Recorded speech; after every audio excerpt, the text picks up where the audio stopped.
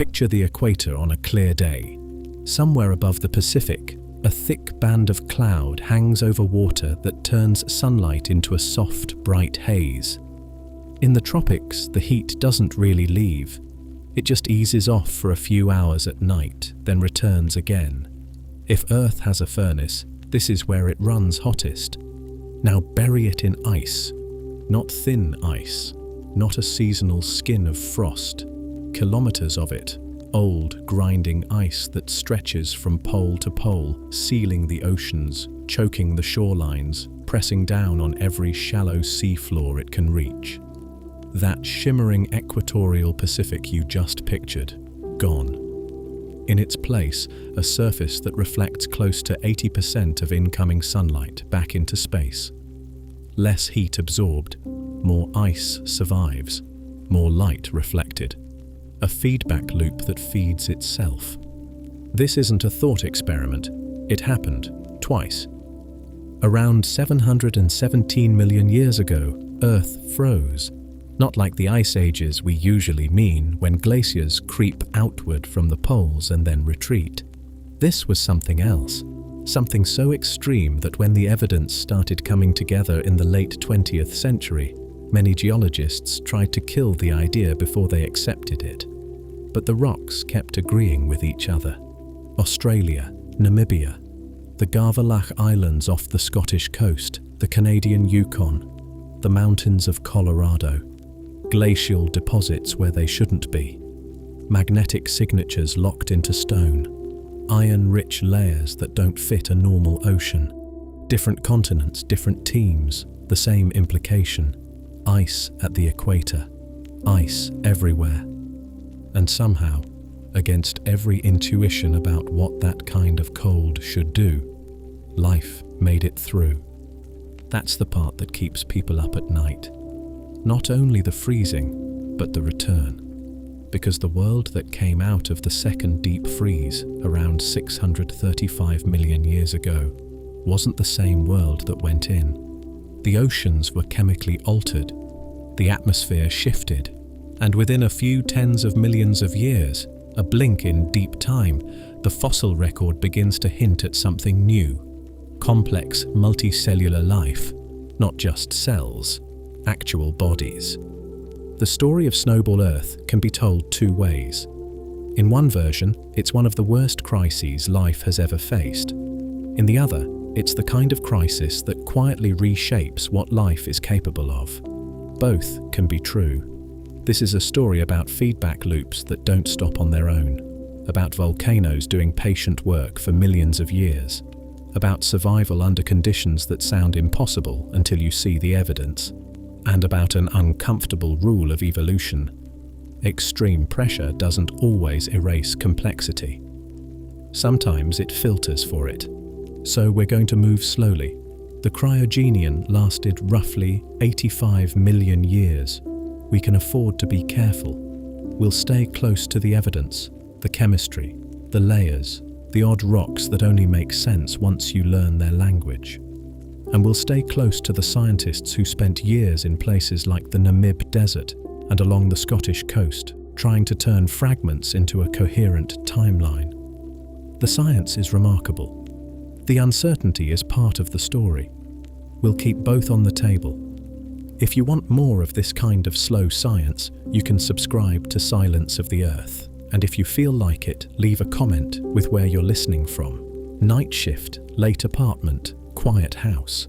It's always interesting to know where these long stories land. Now, let's go back. Around 717 million years ago, the planet looked unfamiliar. A supercontinent was starting to loosen and crack. The sun was slightly dimmer, not dramatically, but measurably by about 6%. Most of the land sat near the equator, which sounds like an advantage, and for a long time it probably was. But in the background, the atmosphere was changing, slowly, chemically, and almost invisibly, until it wasn't. The cold was on its way. To understand why Earth froze, we have to understand the world it froze from. And it was not the Earth we recognize. There were no grasses, no trees, no insects, no fish, no animals of any kind. The land was bare rock and sediment, swept by wind and carved by rivers that had nothing to hold their banks together because roots had not yet been invented. The sky was a different color depending on how you interpret the haze. Some models suggest an atmosphere with enough methane and organic particulates to give the upper layers a pale amber tint, though on a clear day at the surface it would have appeared broadly blue. The oceans were full of microbial life, cyanobacteria, single-celled eukaryotes, stromatolite mats building up in shallow water. But the surface of the planet was, to any eye that might have looked at it, almost entirely dead. This was the Tonian period, the age immediately preceding the Cryogenian, running from roughly 1 billion years ago to about 720 million years ago. And in the Tonian, the geography of the planet was organized around a single enormous landmass called Rodinia. Rodinia was not the first supercontinent, and it would not be the last, but its particular configuration, the way it assembled, where it sat on the planet, and crucially how it began to fall apart, set in motion a chain of events that would alter everything. At its peak, Rodinia held essentially all of Earth's continental crust in one mass, a landmass so large that its interior would have been an immense arid wasteland, utterly cut off from any moderating influence the oceans might provide. The coastlines were long and exposed to warm, humid, tropical air. The interior was dry, and the whole thing sat straddled across the equator. That last detail matters enormously. The equator receives more solar energy per unit of surface area than anywhere else on the planet. It's also where the atmosphere is wettest, where rainfall is highest, and where, if you have exposed silicate rock sitting in warm, humid conditions, the chemical reactions that draw carbon dioxide out of the atmosphere proceed at their fastest. This process, silicate weathering, is one of Earth's primary long-term carbon regulators. Rain slightly acidified by dissolved carbon dioxide falls on rock, reacts with calcium and magnesium silicates, and carries the products into rivers that eventually reach the sea, where the carbon ends up locked away in carbonate sediments on the ocean floor. It is slow, steady, and enormously effective over geological time. Under normal conditions, it's balanced by volcanic outgassing, which returns carbon dioxide to the atmosphere at a roughly equivalent rate. With Rodinia sitting in the tropics, silicate weathering was running at maximum efficiency. The conditions were almost designed for it. Enormous surface area of fresh continental rock, tropical humidity, warm temperatures accelerating reaction rates. Carbon dioxide was being stripped from the atmosphere at an elevated pace. And then, around 720 to 718 million years ago, something made it worse. The Franklin Large Igneous Province erupted across what is now northern Canada, a volcanic event of extraordinary scale that emplaced roughly 6 million square kilometers of fresh basaltic rock. To put that in perspective, that's approximately twice the size of modern India, covered in new volcanic material. Fresh basalt is chemically reactive and weathers rapidly. Much of this basalt was deposited in exactly the wrong place, equatorial latitudes in warm and humid conditions, precisely where weathering proceeds fastest. An eruption that might have been expected to add carbon dioxide to the atmosphere through initial outgassing instead accelerated the removal of carbon dioxide from it, because the sheer volume of fresh, reactive rock flooding the weathering system dwarfed whatever gases the volcanism itself had contributed. The atmospheric carbon dioxide concentration began to drop.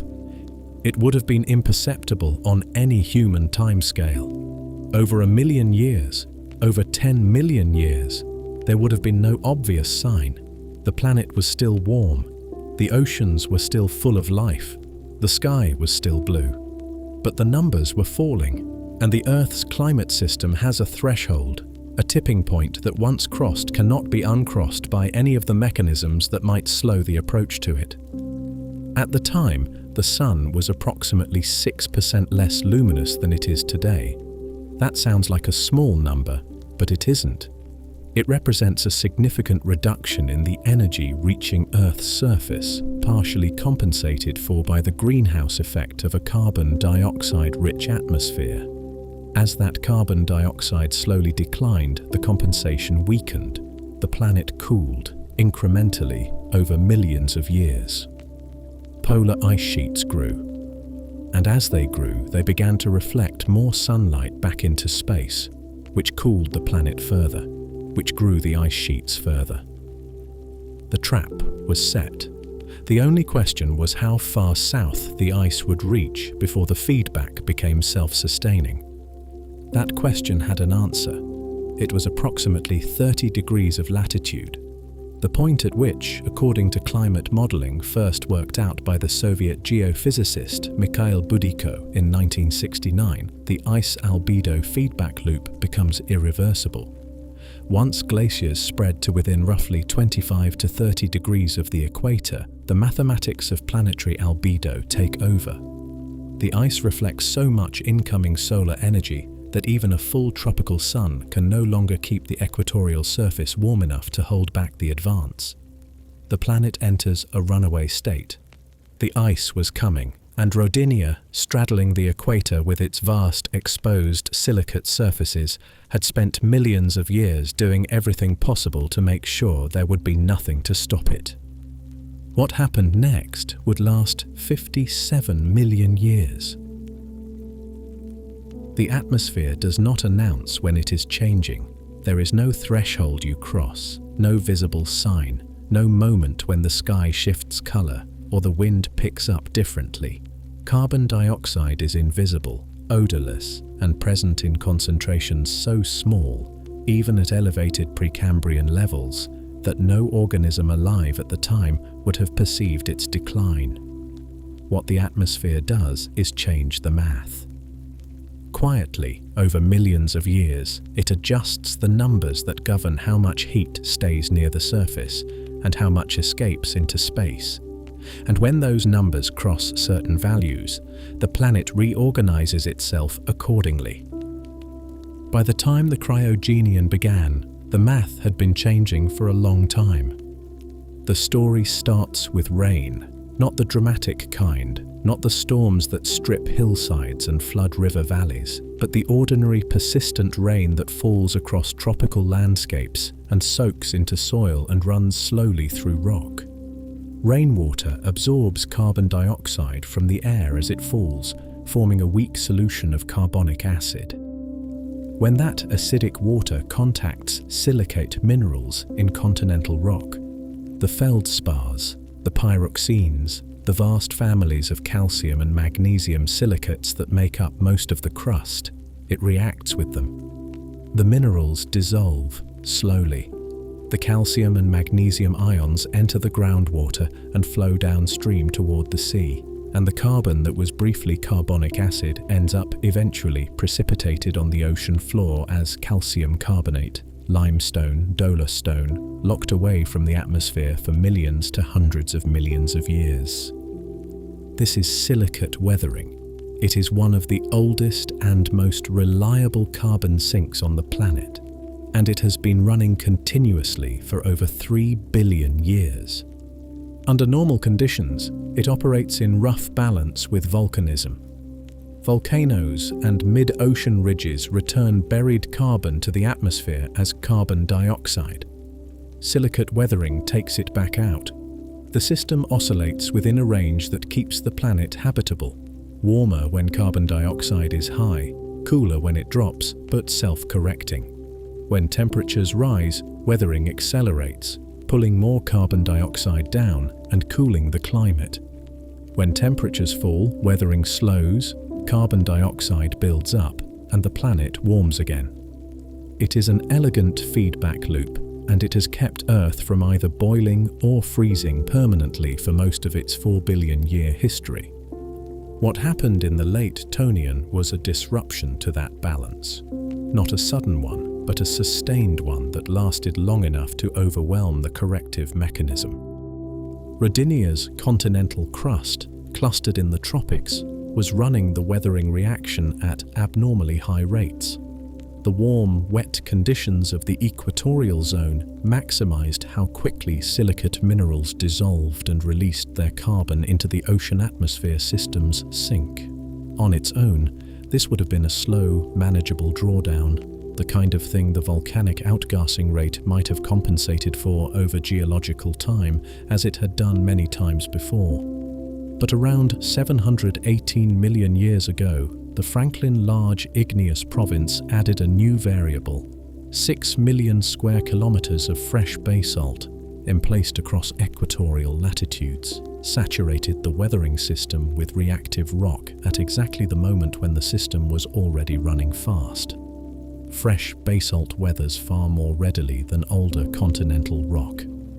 The surface area available for chemical reaction increased dramatically, and volcanic outgassing from the Franklin event itself, while significant in the short term, was not enough to offset the enormous additional sink that 6 million square kilometers of fresh reactive basalt represented over the following millions of years.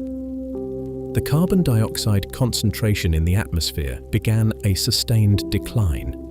A 2024 study from researchers at the universities of Adelaide and Sydney modelled the tectonic processes of the late Tonian in detail, focusing on something that had received relatively little attention in earlier analyses: the output rate of mid-ocean ridge volcanism. Mid-ocean ridges, the underwater mountain chains where tectonic plates spread apart and new ocean floor is created, are responsible for a substantial fraction of Earth's long-term volcanic carbon dioxide output. The rate at which they produce new crust determines, in part, how much carbon they return to the atmosphere.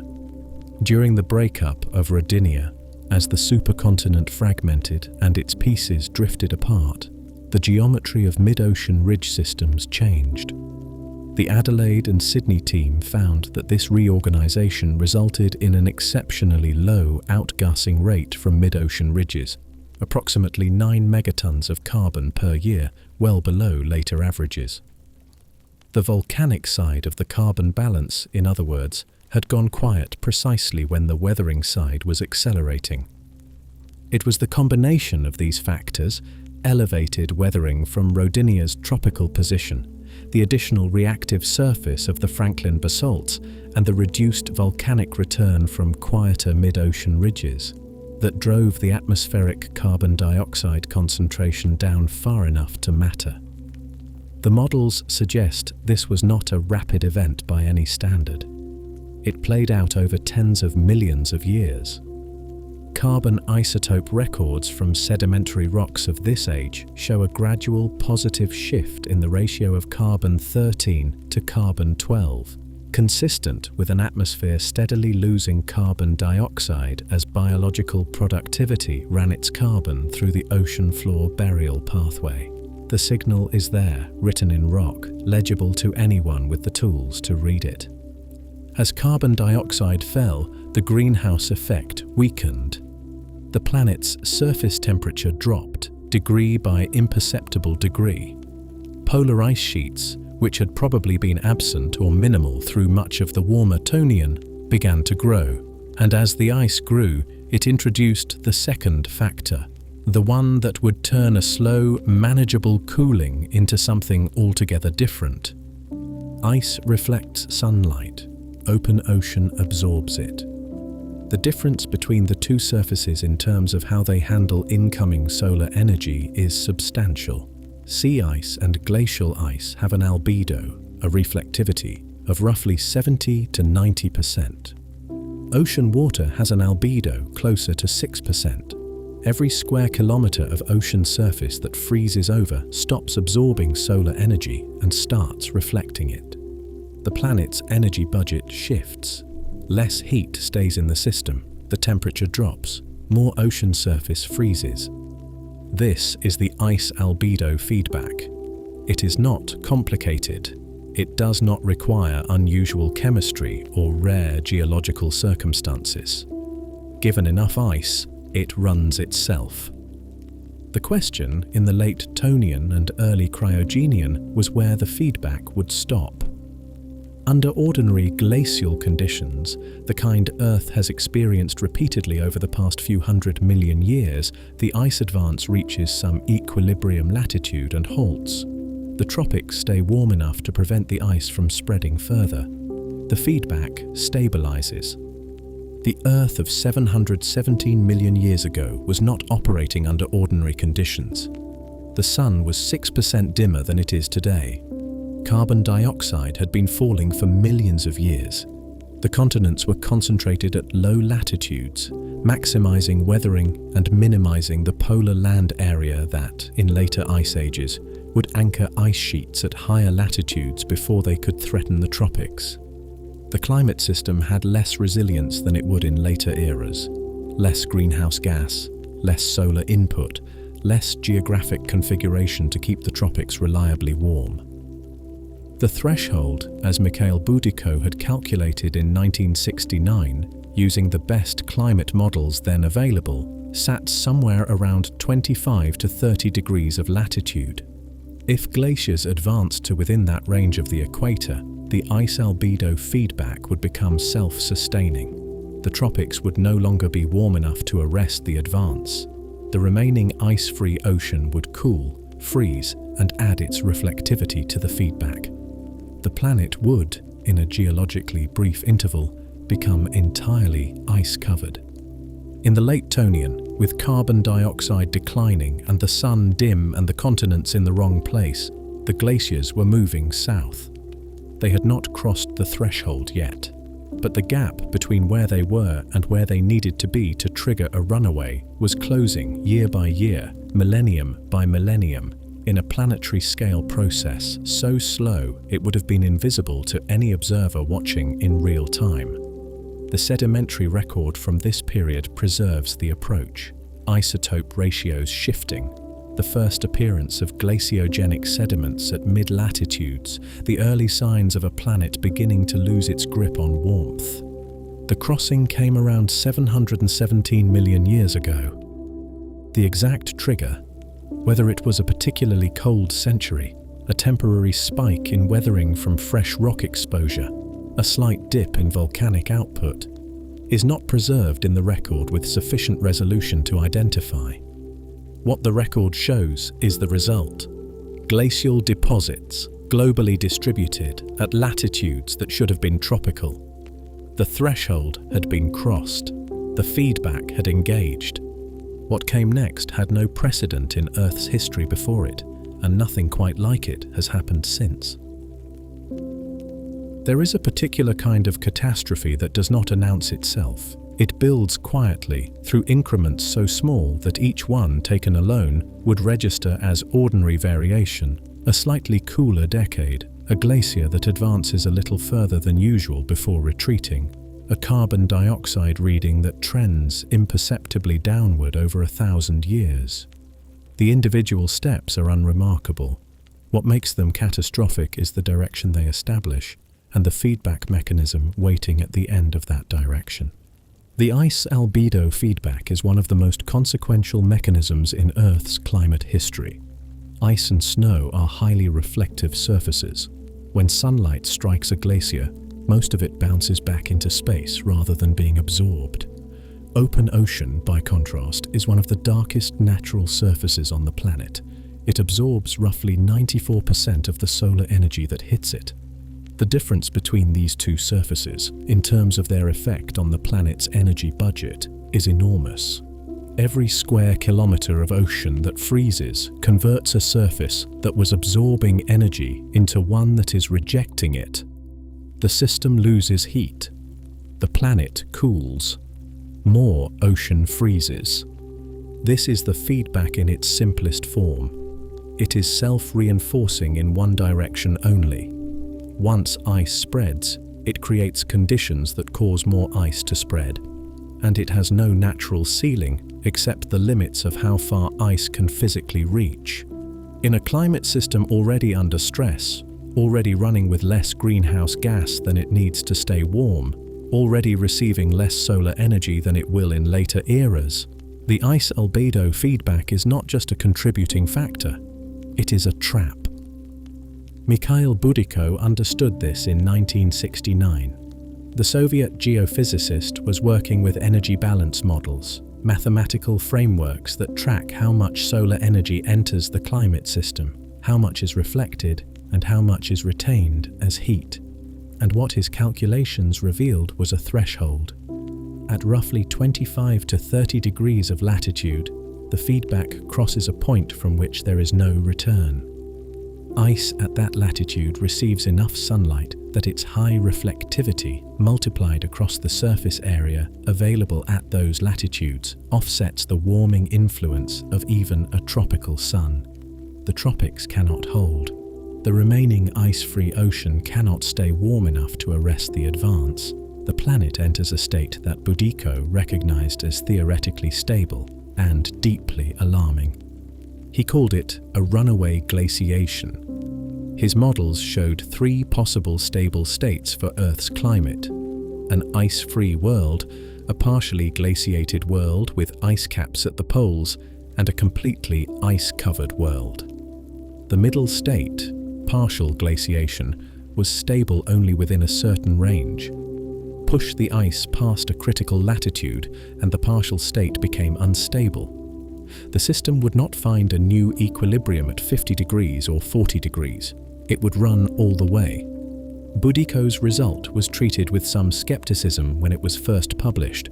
The idea that Earth could theoretically freeze solid seemed to strain credibility, and the practical question of how a completely frozen planet could ever thaw again added another layer of apparent impossibility to the scenario. His models were also simplified. They could not capture the full complexity of ocean circulation, atmospheric dynamics, or the role of sea ice versus land ice in different latitude bands. Later, more sophisticated climate models refined the threshold and softened some of the sharper edges of his conclusions, but the fundamental result held. There is a latitude at which the ice albedo feedback becomes self-sustaining. Cross it, and the planet reorganizes. In the early Cryogenian, with carbon dioxide declining and the sun running 6% below its modern output, the glaciers were advancing. Not dramatically, not in any way that would have been visible from year to year or century to century. Ice sheets grow through the slow accumulation of snow that does not fully melt in summer, compressing under its own weight over thousands of years into the dense, blue-white material that geologists can identify in the rock record hundreds of millions of years later. At mid-latitudes, where ice sheets first establish themselves in a cooling world, the process is measured in geological time. But measured in geological time, it was moving fast. MIT researchers working with coupled ocean atmosphere models found that a drop of approximately 2% in incoming solar radiation, sustained over roughly 10,000 years, was sufficient to push the climate system past the runaway threshold, given the Cryogenian boundary conditions. 2% over 10,000 years is not a dramatic perturbation. It is well within the range of variability that normal geological processes, slight changes in volcanic output, short-term orbital variations, fluctuations in weathering rates, could produce without any extraordinary event. The Cryogenian climate was, by the standards of later Earth history, unusually vulnerable. The margins were thin. What the ice albedo feedback does, once it engages beyond the critical latitude, is change the timescale. The slow, million-year process of carbon dioxide drawdown gave way to something faster. Each year that the ice advanced, the planet's reflectivity increased. Each increase in reflectivity reduced the amount of solar energy retained. Each reduction in retained energy cooled the surface further and allowed the ice to advance more.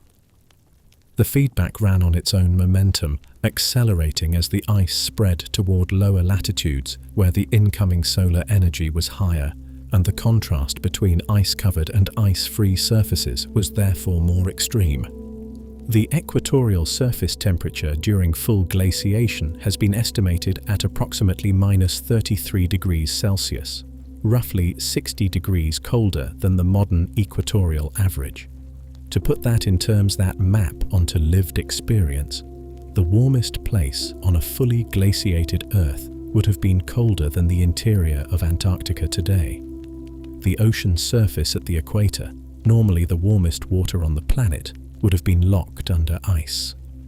The atmosphere above it, deprived of evaporative input from the ocean, would have been dry and brutally cold, circulating in patterns that bear little resemblance to the convective, moisture-rich, tropical circulation of the modern world.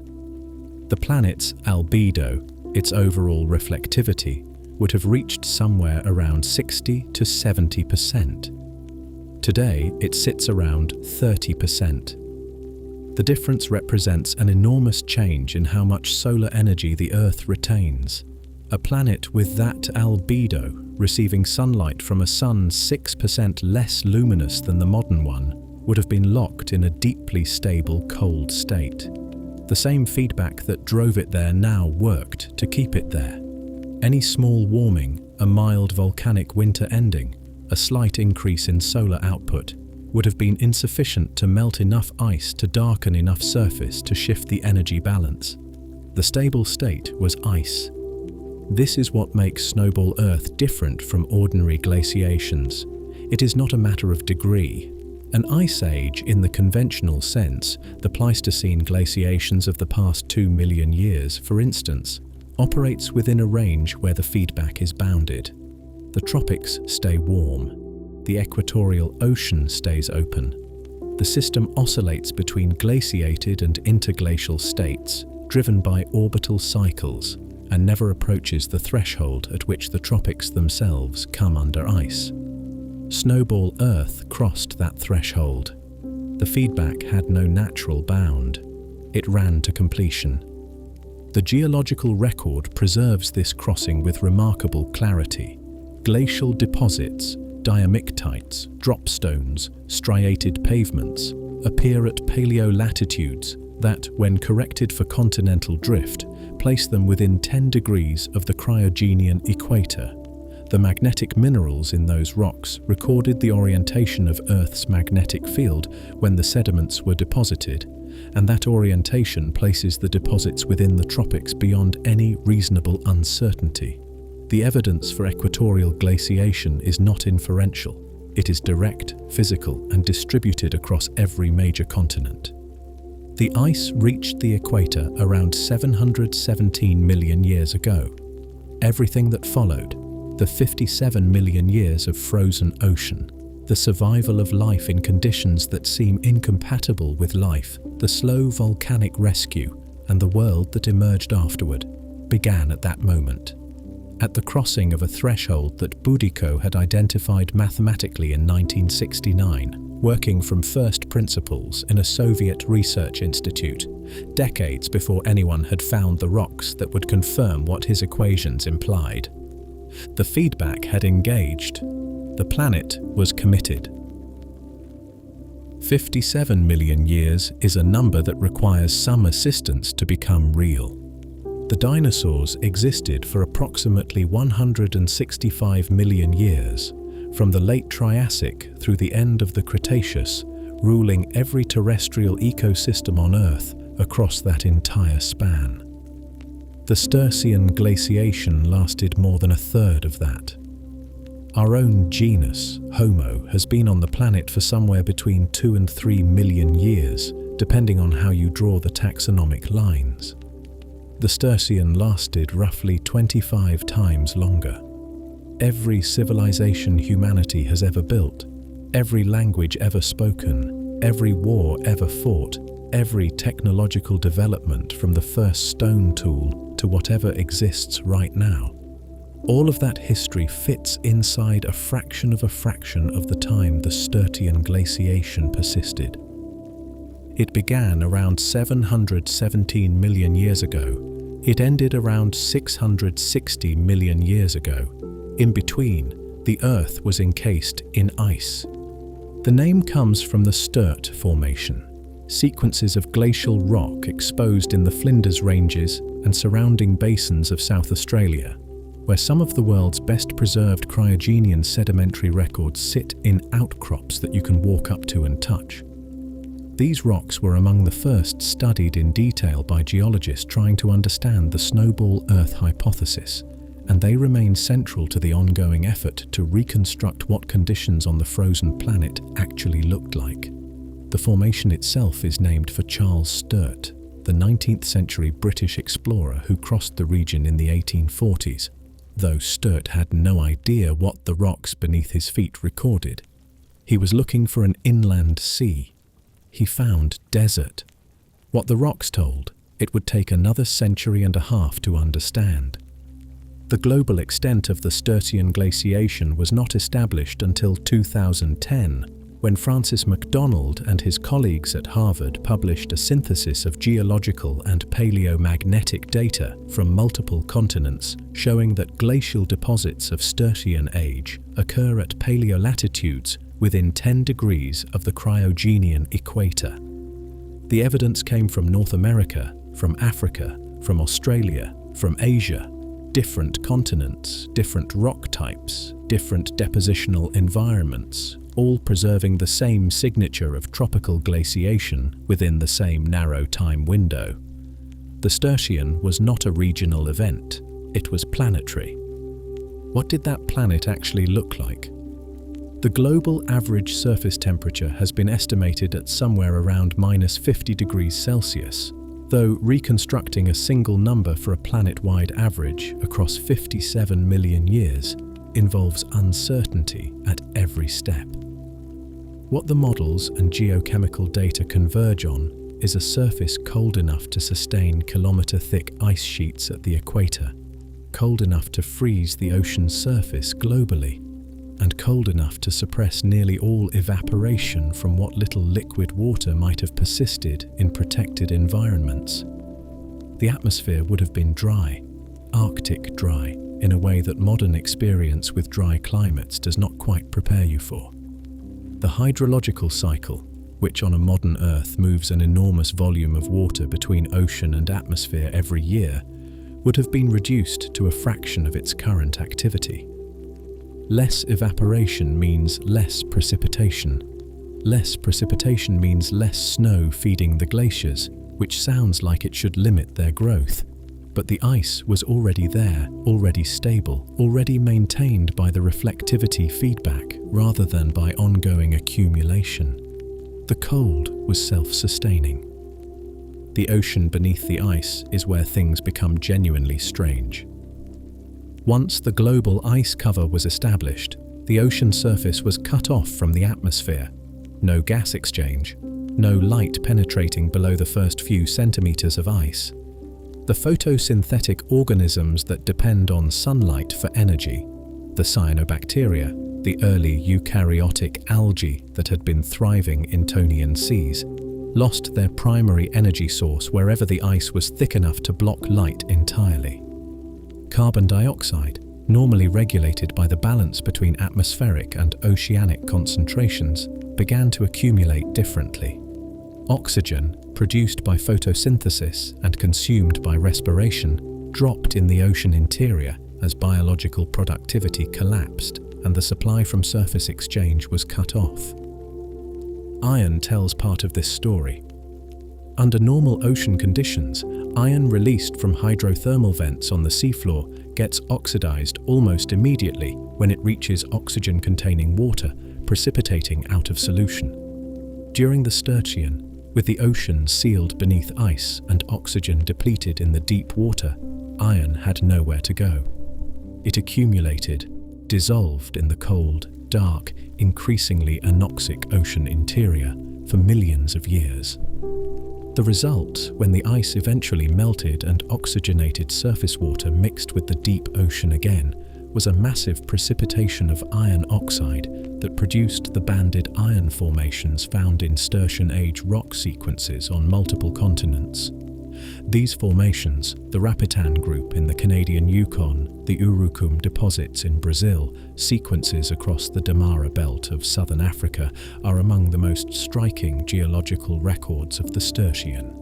Within their layered structure, they carry a detailed archive of what the ocean was doing while the ice was present. A 2021 study from Southampton found something unexpected in those layers. By analysing the magnetic properties of Sturtian banded iron formations in unprecedented detail, the team identified cyclical variations in the rock record that match the known frequencies of Earth's orbital cycles: the roughly 26,000-year precession cycle, the 41,000-year obliquity cycle, the 100,000-year eccentricity cycle. These are the same Milankovitch cycles that drive the glacial-interglacial oscillations of the Pleistocene. The fact that they appear in Sturtian sediments means that Earth's climate system, even while locked in a global glaciation, was still responding to orbital forcing. The ice sheets were waxing and waning slightly in response to cyclical changes in solar input. Ice-free patches were periodically opening and closing in response to those same cycles. The planet was frozen, but it was not dead. The climate machinery was still running, even if the range of outputs it could produce was drastically narrowed. This finding matters for a reason that goes beyond the details of Sturtian stratigraphy. One of the persistent challenges to the Snowball Earth hypothesis has been explaining how life survived. A completely static, frozen planet with no open water and no functional climate cycles is very difficult to reconcile with the absence of a mass extinction in the Cryogenian fossil record. The Southampton study's evidence for ongoing orbital cycling. For a planet that was frozen but dynamic, with periodic fluctuations creating temporary opportunities for liquid water, for light, for the biological activity that the fossil record implies was continuing, helps resolve that tension. The Sturtian was not 57 million years of unchanging cold. It was 57 million years of a constrained, oscillating, deeply cold system that maintained just enough variability to keep life from disappearing entirely. A 2026 study from the same institution pushed this further. By analysing 2,600 individual varve layers, thin annual sediment bands deposited in glacial lake sequences from the Port Ascaig Formation in Scotland, the team found evidence for seasonal freeze-thaw cycles continuing throughout the Sturtian. Varves form through the same mechanism in ancient lakes that they form in modern ones. Coarser sediment settles during warmer months when meltwater is actively transporting material, and finer sediment settles during winter when the lake surface is frozen and water movement is minimal. The fact that recognizable varva sequences exist in Sturtian deposits means that seasons were still occurring. Summer still melted some ice, winter still refroze it. The rhythm of the year, however compressed and cold, had not been erased. The Port Ascaig Formation in the Gavelach Islands off the Scottish coast is, in several respects, the most complete Sturtian record on the planet. The formation is 1.1 kilometers thick, over a kilometer of layered sedimentary rock recording the Sturtian from its earliest stages through its full extent. At its base, immediately below the first glacial deposits, the rocks preserve Tonian-age tropical shallow water carbonates, evidence of a warm, carbonate-producing sea that existed at these latitudes immediately before the ice arrived. The contact between those warm water sediments and the overlying glacial rock is sharp. Whatever transition occurred happened fast enough, in geological terms, to leave no gradual record of cooling between the two environments. One moment, or rather, one interval too short to preserve, the Gavelach region was a tropical sea. The next, it was under ice. The Sturtian ended around 660 million years ago. What caused the termination is a question the next chapters will address directly, because the mechanism of escape from Snowball Earth is one of the most extraordinary stories in planetary science. But the ending, when it came, was geologically abrupt. The same kind of rapid transition that marked the onset, leaving a sharp boundary in the rock record between glacial deposits and the cap carbonates that signal the return of a warmer ocean. In between onset and termination, separated by 57 million years of frozen ocean and compressed, cold seasons and iron accumulating in the dark, life waited. It did not wait passively. The fossil record of the Cryogenian presents a problem that took decades to fully appreciate. Here is the problem. Nothing died, not nothing. That would be too simple. The Cryogenian fossil record is sparse, as you would expect from a period when biological productivity collapsed and the environments most likely to preserve organic material were buried under kilometers of ice. But the lineages survived. The eukaryotes that existed before the Sturtian glaciation, the single-celled organisms with complex internal architecture, the early multicellular algae, the microbial communities that had been building stromatolite mats in shallow Tonian seas, were present in some form on the other side. Molecular clock studies, which use the rate of genetic mutation to estimate when evolutionary lineages diverged, consistently place major eukaryotic diversification events before the Sturtian, not after it. The branches were already there. The freezing did not cut them. This is not a trivial observation. A global average temperature of -50 degrees Celsius, an ocean sealed under ice, cut off from sunlight and atmospheric oxygen, its chemistry drifting toward the anoxic iron-rich conditions that the banded iron formations record in such detail. Conditions that, on the face of them, seem incompatible with the survival of complex cellular life, and yet the life survived. The question of where and how is one of the most actively researched problems in Neoproterozoic biology, and the answers that have emerged over the past 2 decades are stranger and more varied than anyone initially expected. The most straightforward refuge was the deep ocean floor. Hydrothermal vents, the seafloor fissures where geothermally heated water rich in dissolved minerals emerges into the cold ocean, operate entirely independently of solar energy. They were present in the Cryogenian ocean as they are present today, and the ecosystems they support run on chemical energy rather than light. Sulfur-oxidizing bacteria, methane-producing archaea, communities of chemosynthetic organisms built around the energy gradient between hot vent fluid and cold seawater. These are not exotic organisms living at the edge of possibility. They are robust, ancient lineages that predate the evolution of photosynthesis and have been running their chemistry in the dark for billions of years. The Snowball Earth event, however catastrophic at the surface, would not have reached the deep vent communities in any direct way. The ocean floor was cold, anoxic, and iron-rich, unusual conditions by later standards, but not inherently hostile to organisms that had never depended on either oxygen or light. Subglacial environments offered a different kind of refuge. Where continental ice sheets sit on rock containing radioactive elements, the slow decay of those elements generates heat. Where tectonic activity brings magma close to the surface, geothermal flux can maintain liquid water beneath ice sheets even in extreme cold. The modern analogues are well documented. Beneath the Antarctic ice sheet, a network of liquid water lakes sits isolated from the surface, some of them having been cut off from any contact with the atmosphere for millions of years.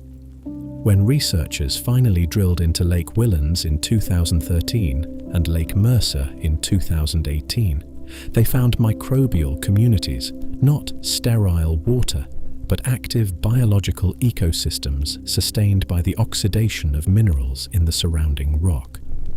The same conditions would have existed beneath Cryogenian ice sheets, wherever geological heat prevented the basal ice from freezing solid. The surface of the ice itself is a less obvious candidate, but recent research has made it a serious one. A 2025 study published in Nature Communications took a direct experimental approach to the question of Snowball Earth surface refugia by analyzing meltwater ponds on the McMurdo ice shelf in Antarctica, shallow pools that form each austral summer on the ice surface when solar heating melts the top layer. These ponds are cold, nutrient-poor, and subject to complete freezing during winter. They are, in many respects, as close an analogue to the surface conditions of equatorial Snowball Earth as the modern world provides. The research team applied lipidomics, the systematic analysis of lipid molecules, and molecular genetic techniques to characterize the biological communities living in these ponds. What they found was a diverse assemblage of eukaryotic organisms, including algae and heterotrophic protists, surviving and reproducing in conditions that most laboratory assessments of minimum survivable parameters would classify as marginal. The mechanism that makes surface meltwater ponds possible on a frozen equatorial planet involves dust, wind-transported mineral dust derived from exposed land surfaces at mid-latitudes or from volcanic eruptions, settles onto the ice surface and darkens it locally. Dark patches absorb more solar energy than clean ice, warming slightly above the surrounding surface. Under a tropical sun, even a cryogenian sun 6% less luminous than today's, those dark patches can reach temperatures sufficient to melt the top layer of ice during the warmest part of the year, creating shallow pools that persist through summer and freeze again in winter. The pools are small, they are cold, they are chemically unusual. They are also, as the McMurdo data suggest, biologically viable. For equatorial ice during the Sturtian, the geometry works. The tropics receive more solar radiation per unit area than higher latitudes even under snowball conditions. A dust-darkened patch of equatorial ice exposed to near-overhead summer sun could maintain liquid surface water in an environment where the surrounding ice is tens of degrees below freezing. The pools would have been isolated from each other, scattered across an ice surface the size of a world ocean, each one a separate biological experiment running its own chemistry with whatever organisms happen to be present. The diversity of modern McMurdo pond communities, despite those ponds being equally isolated and equally subject to seasonal freezing, suggests that isolation alone is not a disqualifying condition for biological persistence. The geochemical record from China adds another dimension. Black shale sequences in the Nantuo Formation, deposited in what were, at the time, open water marine environments at paleolatitudes of roughly 30 to 40 degrees north, contain the organic signatures of photosynthetic organisms. Photosynthesis requires light. Light requires open water, or at least thin enough ice to allow sufficient penetration. The presence of photosynthetic biomarkers in Marinoan age sediments at those latitudes has been used to support the slushball interpretation of Snowball Earth. That interpretation holds that a narrow band of thin or seasonally open water persisted near the equator throughout the glaciation, a continuous refuge for light-dependent life rather than the scattered episodic pools of the meltwater pond model. The honest position, given the current state of evidence, is that multiple refugee types probably operated simultaneously. Deep vent communities sustained chemosynthetic life without any reference to surface conditions. Subglacial lakes maintained microbial ecosystems wherever geothermal heat was sufficient. Surface meltwater ponds provided seasonal habitats for photosynthetic and heterotrophic eukaryotes on the ice surface. And if the slushball interpretation is correct, if some open water persisted near the equator, then a continuous marine habitat existed throughout the Sturtian, constrained and cold and chemically unusual, but present. What none of these refugia provided was abundance. The cryogenian fossil record is sparse not just because preservation is difficult under glacial conditions, but because there was genuinely less life, less total biomass, less primary productivity, fewer habitats, smaller populations, longer generation times under cold-slowed metabolisms. Molecular clock estimates suggest significant population bottlenecks during this period. The lineages persisted, but they persisted at reduced numbers under conditions that maintained only what was necessary to keep the evolutionary thread intact. That thread, as it turned out, was enough. What the organisms that survived the Sturtian glaciation did not know, could not know, by any definition of knowing that applies to single-celled organisms, was that the conditions pressing them were selecting for something, not intentionally, not directionally in any purposeful sense, but the physics of survival in cold, dark, nutrient-poor environments imposes its own logic on what kinds of organisms can persist, and that logic, accumulated across 57 million years of pressure, was working quietly on the raw material of future complexity. The ice held, the life held, and somewhere beneath the frozen surface, in hydrothermal darkness or dusty equatorial meltwater pools or thin equatorial seas, the organisms that would eventually become everything continued their work of staying alive. There is a layer of rock in the Flinders Ranges of South Australia that changes colour in alternating bands, red and grey, repeated over and over across outcrops that stretch for kilometres through the desert hills. The bands are thin, millimetres to centimetres each, and they stack in sequences that can run to several metres thick before the pattern gives way to something else. Local geology students are taken to see them as part of their training. Tourists stop on the roadside to photograph them. The colours are striking. What the colours mean is stranger than most visitors realise. Those bands are iron. Specifically, they are iron oxide, the same chemistry as rust, precipitated from seawater at the bottom of a cryogenian ocean during the Sturtian glaciation. Each red band is a pulse of oxidized iron that settled out of the water column at a moment when oxygen reached the deep sea. Each grey band is a period when it didn't. The alternation between them records, in chemical sediment, the rhythm of an ocean responding to conditions unlike anything the planet had experienced in over 1 billion years. Banded iron formations, BIFs in the shorthand of the literature, are among the oldest and most studied rock types on Earth. Their main period of formation runs from roughly 3.5 billion years to about 1.8 billion years ago, the early history of photosynthesis. Cyanobacteria were first producing oxygen in quantities sufficient to react with the iron dissolved in Archean and early Proterozoic seas, and the result was iron precipitation on a geological scale. That iron had been accumulating for billions of years, leached from seafloor rocks by hydrothermal activity, held in solution in a deep ocean that had no free oxygen to react with it. When photosynthesis changed the chemistry of the surface ocean, pulses of oxygenated surface water mixing into the depths triggered iron precipitation on a massive scale.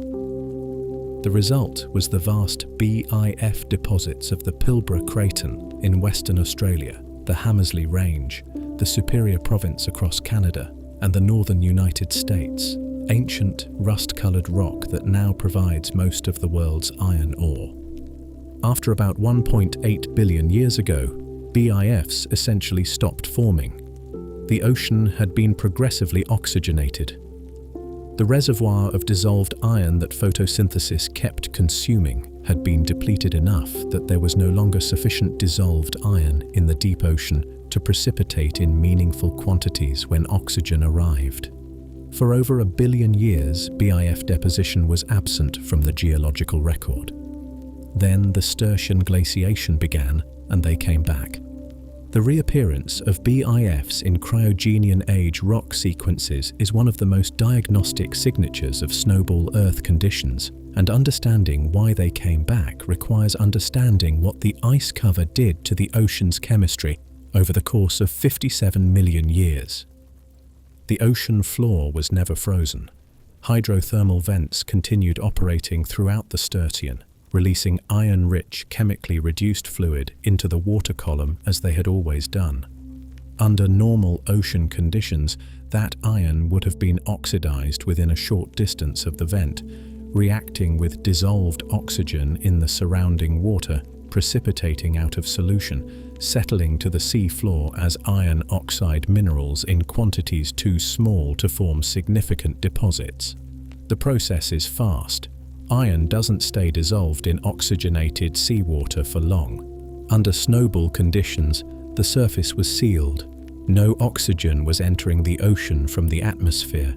The photosynthetic organisms that had been producing dissolved oxygen in the photic zone were absent or vastly reduced in the deep ocean interior, operating only in whatever refugia allowed their survival at the surface. The deep ocean oxygen reservoir, cut off from its primary sources of replenishment, was being steadily consumed by the slow respiration of whatever organisms remained and by the chemical reactions between reduced volcanic inputs and any remaining oxidants in the water. Over millions of years, the deep ocean became progressively anoxic, oxygen depleted, rich in dissolved iron and other reduced chemical species, chemically resembling the Archean Ocean of 3 billion years prior in ways that startled geologists when they first recognized the signature in cryogenian rocks. Iron accumulated, not in small amounts. Over 57 million years of continuous hydrothermal input into an ocean that could not oxidize it, the dissolved iron concentration in the deep Sturtian Ocean reached levels that had not existed since before the Great Oxidation Event. The ocean was, in the language of geochemistry, a reducing environment, chemically opposite to the oxygen-rich, iron-depleted modern ocean, a vast reservoir of dissolved, reduced iron waiting for the conditions that would cause it to precipitate. Those conditions arrived when the glaciation ended. Meltwater from the retreating ice sheets, oxygenated by contact with the now exposed atmosphere, flooded into the ocean. The mixing of that oxygen-bearing surface water with the iron-saturated deep water triggered rapid, massive iron precipitation. The same basic chemistry as the Archean BIFs, operating on a compressed timescale. The result was the Sturtian BIF deposits that appear on every major continent that preserves this part of the geological record. The Rapitan Group in Canada, the Urucum in Brazil, the Kingston Peak Formation in California, sequences across Africa and Australia. The layering within those deposits tells a more detailed story than the simple fact of their existence.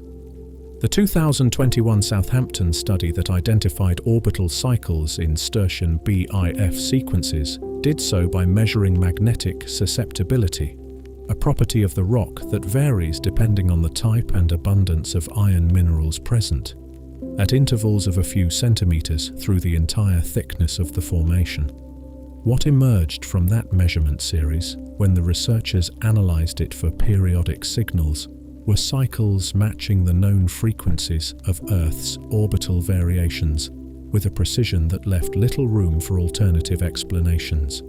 The approximately 26,000-year precession cycle, the 41,000-year obliquity cycle, the 100,000-year eccentricity cycle, all present in the iron chemistry of a cryogenian ocean sealed under ice. What this means, concretely, is that the rate of iron precipitation in the deep Sturtian Ocean was varying in response to orbital forcing, to small, cyclical changes in how much solar energy the frozen surface received at different points in Earth's orbital path.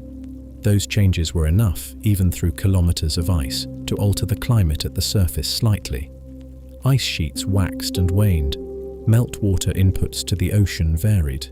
Mixing between oxygenated surface environments and the iron-rich deep changed in response to those surface fluctuations. And each change in mixing left a chemical signal in the settling iron oxide minerals that now, 700 million years later, a research team in Southampton could read. The BIFs are not just a record of what the Sturtian Ocean contained. They are a record of how the climate system continued to function, constrained, compressed into a narrow range of outputs, but still responding to orbital cycles, as it has always done. The planet was frozen, and the planet was still a planet, still governed by the same physics, still cycling through the same astronomical rhythms. What the BIFs also record is the scale of the chemical transformation that the Sturtian glaciation produced in the ocean. 57 million years of iron accumulation. 57 million years of anoxia deepening as the reduced inputs continued and the oxidized reserves were consumed. By the time the Sturtian ended and the ice began to retreat, the ocean was not the same ocean that had been sealed under the ice at the beginning. It was chemically altered in ways that would take millions of years to fully equilibrate. The iron, the anoxia, the altered carbon and sulfur and phosphorus cycles all carrying consequences that extended long after the last glacial deposit was buried under cap carbonate. The equatorial sea would eventually return to something resembling warmth. The chemistry it carried would not return to what it had been before.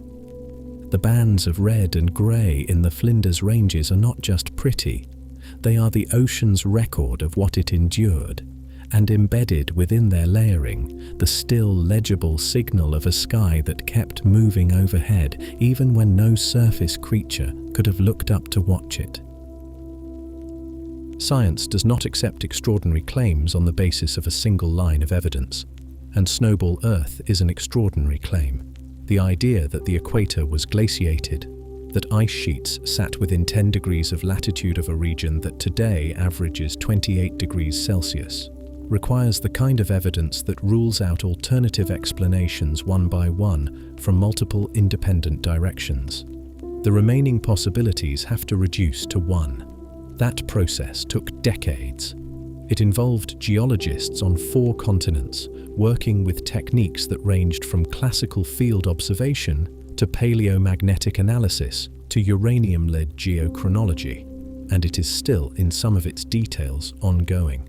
What follows is not a complete account of every piece of evidence. It is an account of how the case was built, and why, by the early 21st century, it had become difficult to argue against. The first kind of evidence is the most direct, the rocks themselves. Glacial deposits have a distinctive character that geologists have been reading for nearly 2 centuries, ever since Louis Agassiz argued in the 1840s that much of northern Europe had been shaped by ice rather than by Noah's flood. Glaciers do things to sediment that other geological processes do not. They grind rock into a fine powder called rock flour. They carry boulders hundreds of kilometers from their sources and deposit them in places where no river could have delivered them. They scratch and polish the bedrock beneath them, leaving parallel grooves called striations that record the direction of ice movement.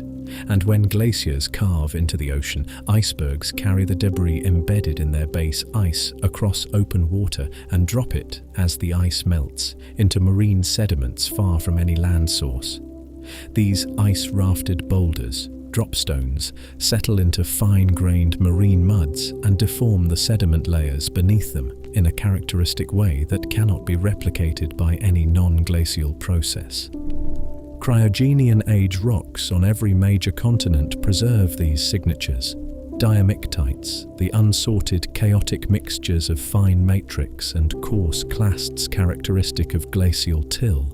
Dropstones in fine-grained marine sequences, striated pavements beneath glacial deposits, and above all of them, the cap carbonates that sharply overlie each sequence, marking the termination of glaciation.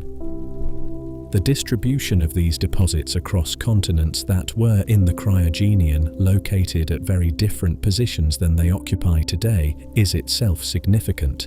But distribution alone does not prove that the glaciation was global. Glacial deposits at high paleolatitudes would be unremarkable. The critical question was always about latitude, specifically how far from the equator these deposits were when they formed. This is where paleomagnetics becomes essential. When sediments are deposited and eventually lithify into rock, the magnetic minerals within them, primarily magnetite and hematite, align with Earth's magnetic field at the time of lithification. The orientation of those minerals is then locked in place as the rock solidifies. Crucially, the inclination of the magnetic field varies with latitude in a predictable way. Field lines are nearly horizontal at the equator and nearly vertical at the poles. By measuring the inclination of remnant magnetism in ancient rocks, the angle at which the fossil magnetic minerals are tilted relative to the horizontal, geologists can calculate the latitude at which those rocks formed, corrected for any subsequent tilting of the rock itself by later geological deformation. This technique is not perfect. Ancient magnetic fields may have differed from the modern dipole in ways that introduce uncertainty. Rocks can acquire secondary magnetism through later chemical alteration, potentially overprinting the primary signal. Continental drift means that the rocks have moved, sometimes substantially, since they formed, and reconstructing their original positions requires independent constraints from plate tectonic models. Each of these issues has to be assessed separately for every study, and the uncertainties compound. A single paleomagnetic result from a single formation is suggestive. Consistent results from multiple formations on multiple continents, all pointing to the same low-latitude paleo positions, are something much stronger. The Ediacaran Formation in South Australia provided some of the earliest and most compelling paleomagnetic results. Deposited during the Marinoan glaciation, the Ediacaran Formation preserves glacial sediments that, by paleomagnetic analysis, formed at a paleolatitude of approximately 4 to 6 degrees from the Cryogenian equator, 4 degrees. The modern equivalent would be glacial deposits forming in Sumatra or in the Amazon basin. The result was first published in the 1980s and has been revisited and refined multiple times since, consistently returning low-latitude results. The formation also preserves tidal rhythmites, thin sediment layers recording the fortnightly and monthly tidal cycles of a shallow sea, which independently confirm a low-latitude depositional environment, since tidal patterns at the equator are distinctive and measurable in the sediment record. In 2010, Francis MacDonald at Harvard and his colleagues published a synthesis that moved the case to a different level of certainty for the Sturtian specifically. By combining paleomagnetic data with uranium-led geochronology, high-precision radiometric dating that can place volcanic ash beds within glacial sequences to within 1 million years or less, the team demonstrated that Sturtian glacial deposits occur at paleolatitudes within 10 degrees of the equator on multiple continents simultaneously. The simultaneity matters. Regional glaciations at low latitudes are conceivable under unusual local conditions. A globally synchronous glaciation at low latitudes, dated to the same narrow window on every continent, is not easily explained by anything other than a global event.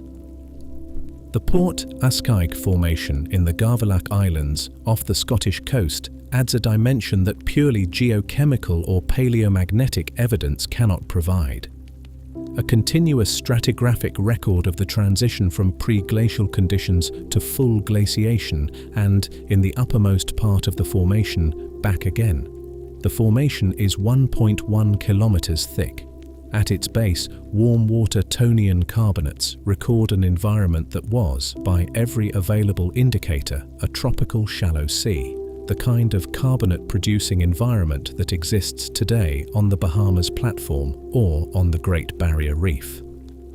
Above that contact, which is sharp enough to suggest that the transition from tropical sea to glaciated environment happened faster than the sedimentary record can resolve, come 1.1 kilometers of glaciogenic sediments recording the full span of the Sturtian. The formation is uniquely complete because the Scottish continental fragment that carries it was, in the Cryogenian, positioned at a paleolatitude of roughly 5 to 10 degrees north, well within the tropics. it has since experienced relatively little tectonic disruption, preserving the full thickness of Sturtian age deposits in unusual continuity. A 2024 study of the Port Ascaig Formation focused on the contact zone between the pre-glacial carbonates and the overlying glacial deposits, the exact boundary at which the world changed. High-resolution sampling across that boundary, combined with chemostratigraphic analysis of carbon isotope ratios, showed the same negative delta-13 carbon excursion seen in equivalent sequences worldwide, a sharp drop in the carbon-13 to carbon-12 ratio immediately preceding the onset of glaciation. It reflects the collapse in biological productivity that accompanied the ice advance, and it appears in Scotland at the same time it appears in Namibia, in China, in Australia. The signal in Scotland matches the signal in Namibia, in China, in Australia. The chemistry of the ocean changed globally, and it changed at the same time everywhere the record is preserved.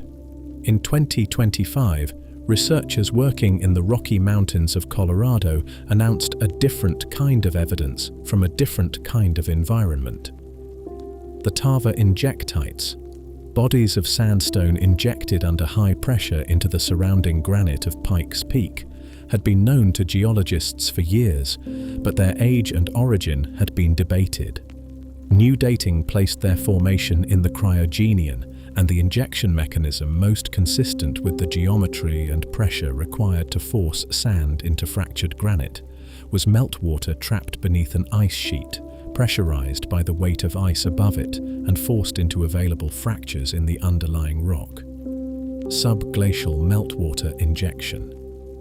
In Colorado, at a continental interior location far from any coastline, at a time when the evidence from every other continent places the world in the depths of the Sturtian glaciation. It was the first direct evidence that the cryogenian ice sheets extended across continental interiors, not just to the coastlines where glacier marine sediments are most readily preserved, but into the deep interior of land masses that, in the cryogenian arrangement of the continents, sat squarely within the tropics. Each of these lines of evidence, the paleomagnetics, the dropstones, the geochronology, the chemostratigraphy, the subglacial injection structures, was developed by different research groups using different methods in different parts of the world over a span of 4 decades. None of them, taken alone, would be conclusive. Taken together, pointing in the same direction from every angle the investigation could approach, they describe a planet that was unambiguously glaciated to its equator. Twice. Paul Hoffman spent 50 months in the Namibian desert over the course of his career, collecting samples from outcrops that no road reached and that no other researcher had examined in sufficient detail. He was not trying to confirm a hypothesis.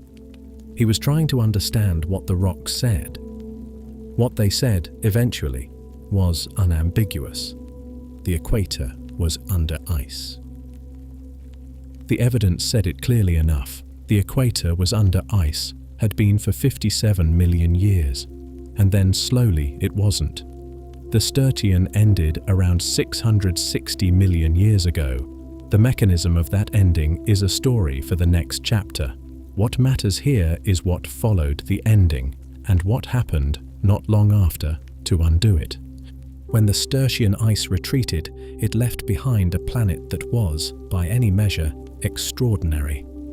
The atmosphere was dense with carbon dioxide that had accumulated during 57 million years of suppressed weathering, volcanic outgassing with nowhere to go, building up against a sealed planetary surface until conditions changed. The ocean was chemically disrupted, flooded with meltwater, turbulent with the mixing of iron-rich deep water and newly oxygenated surface water.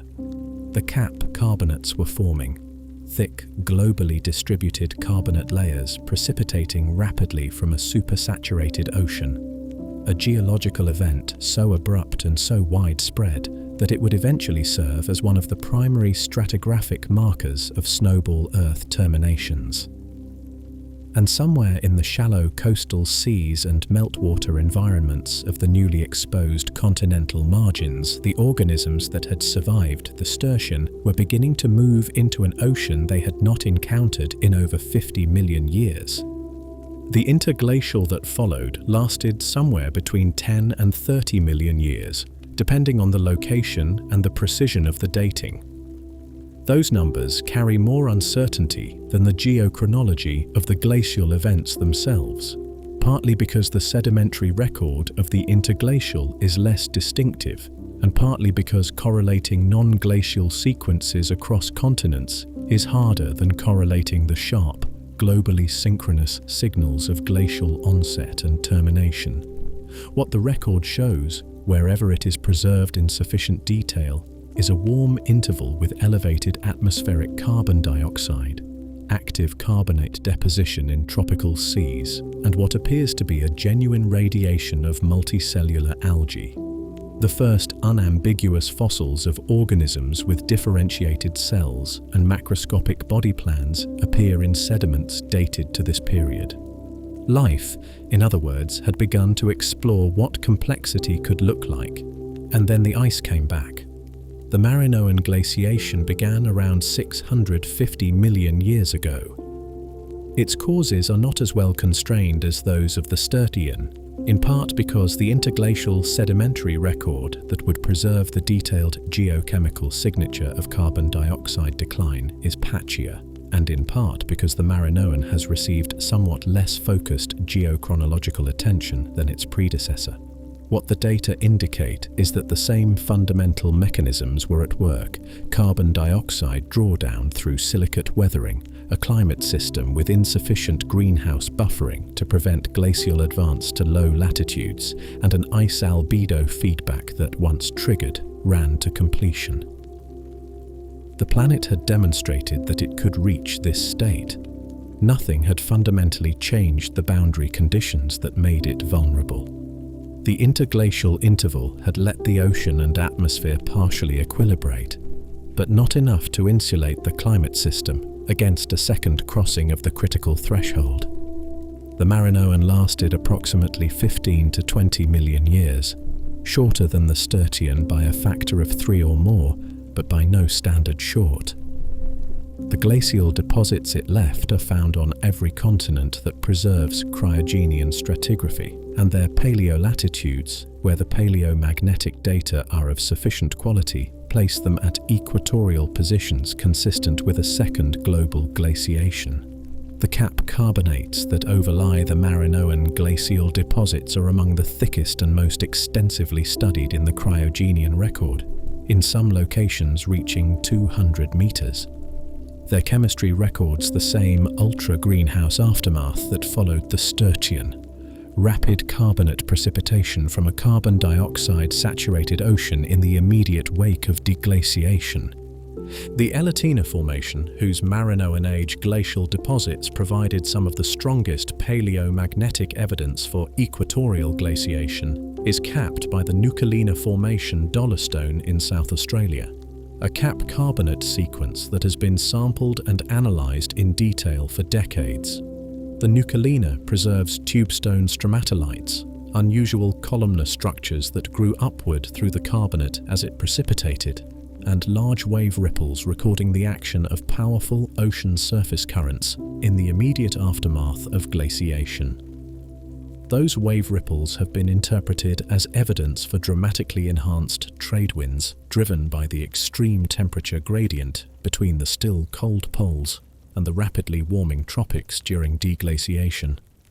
A planet in violent thermal transition, its atmosphere reorganizing around a new energy budget as the ice retreated. What distinguishes the Marinoan from the Sturtian in the geological record is not just duration, but chemistry. The carbon isotope record preceding the Marinoan onset shows a particularly pronounced negative excursion, a sharp drop in delta-13 carbon that persists through much of the Marinoan glacial interval itself. This signal, known in the literature as the Trezona anomaly, for the Australian formation where it was first studied in detail, reflects a collapse in the biological carbon pump, That pump is the process by which photosynthetic organisms in the surface ocean fix carbon into organic matter that sinks to the seafloor, effectively removing it from the carbon cycle for geological timescales. When it shuts down, as it does when the surface ocean freezes, the isotopic ratio of carbon in seawater shifts toward lighter values. The Trizona anomaly is one of the most dramatic such excursions in the entire geological record, and its global distribution in pre-Marinoan and Marinoan age rocks is among the most convincing lines of evidence that the Marinoan was a planetary event, not a regional one. The sulfur isotope record adds a complementary signal. During the Marinoan, the ratio of sulfur isotopes in evaporate minerals and pyrite shifts in ways consistent with a deep ocean that was, as during the Sturtian, severely depleted in oxygen and rich in dissolved reduced sulfur species. The same anoxic sulfidic conditions that characterized the Sturtian deep ocean were reproduced during the Marinoan. The ocean sealed again, the same chemistry reasserting itself under similar physical boundary conditions. One aspect of the Marinoan that has attracted considerable attention is the speed of its termination. The cap carbonates overlying Marinoan glacial deposits are, if anything, more abrupt in their contact with the underlying diamictites than those of the Sturtian. Some sections show a transition from unambiguous glacial sediment to overlying cap dolostone with no visible gradation. No intermediate layer recording a gradual warming, no evidence of a prolonged transition. The geochemical models suggest that once the threshold carbon dioxide concentration required for deglaciation was reached, the ice albedo feedback ran in reverse as fast as it had run forward. The exposed, dark ocean surface absorbed solar energy. The temperature rose, more ice melted, more dark surface was exposed. The transition from fully glaciated to ice-free at the tropics may have taken as little as a few thousand years, a geological instant, leaving a contact in the rock record that looks, under close examination, almost like a boundary drawn with a knife. The Gasquia's glaciation at approximately 580 million years ago followed the Marinoan by roughly 55 million years. It was smaller, geographically more restricted, and shorter, lasting perhaps 1 to 2 million years, and is generally interpreted as a regional rather than global event, confined primarily to high and mid-latitudes. It left its own cap carbonates and its own isotopic signals, but the evidence for equatorial glaciation that defines the Sturtian and Marinoan is absent from the Gasquia's record. The planet was not a snowball at 580 million years ago. It was cold enough in some parts of the world for significant glaciation, but not cold enough or not configured correctly to cross the threshold into the runaway state. The Cryogenian as a whole, the two full snowball events and the interglacial between them, lasted from approximately 717 to 635 million years ago. 82 million years, give or take the uncertainties in the dating. Contained within those 82 million years were two complete cycles of planetary freezing and thawing, each driven by the same fundamental mechanisms operating on a climate system that was, by the standards of later Earth history, unusually vulnerable to them. The mechanisms of escape, the volcanic accumulation of carbon dioxide against a sealed surface, the eventual threshold crossing that reversed the ice albedo feedback, are what the next chapter addresses.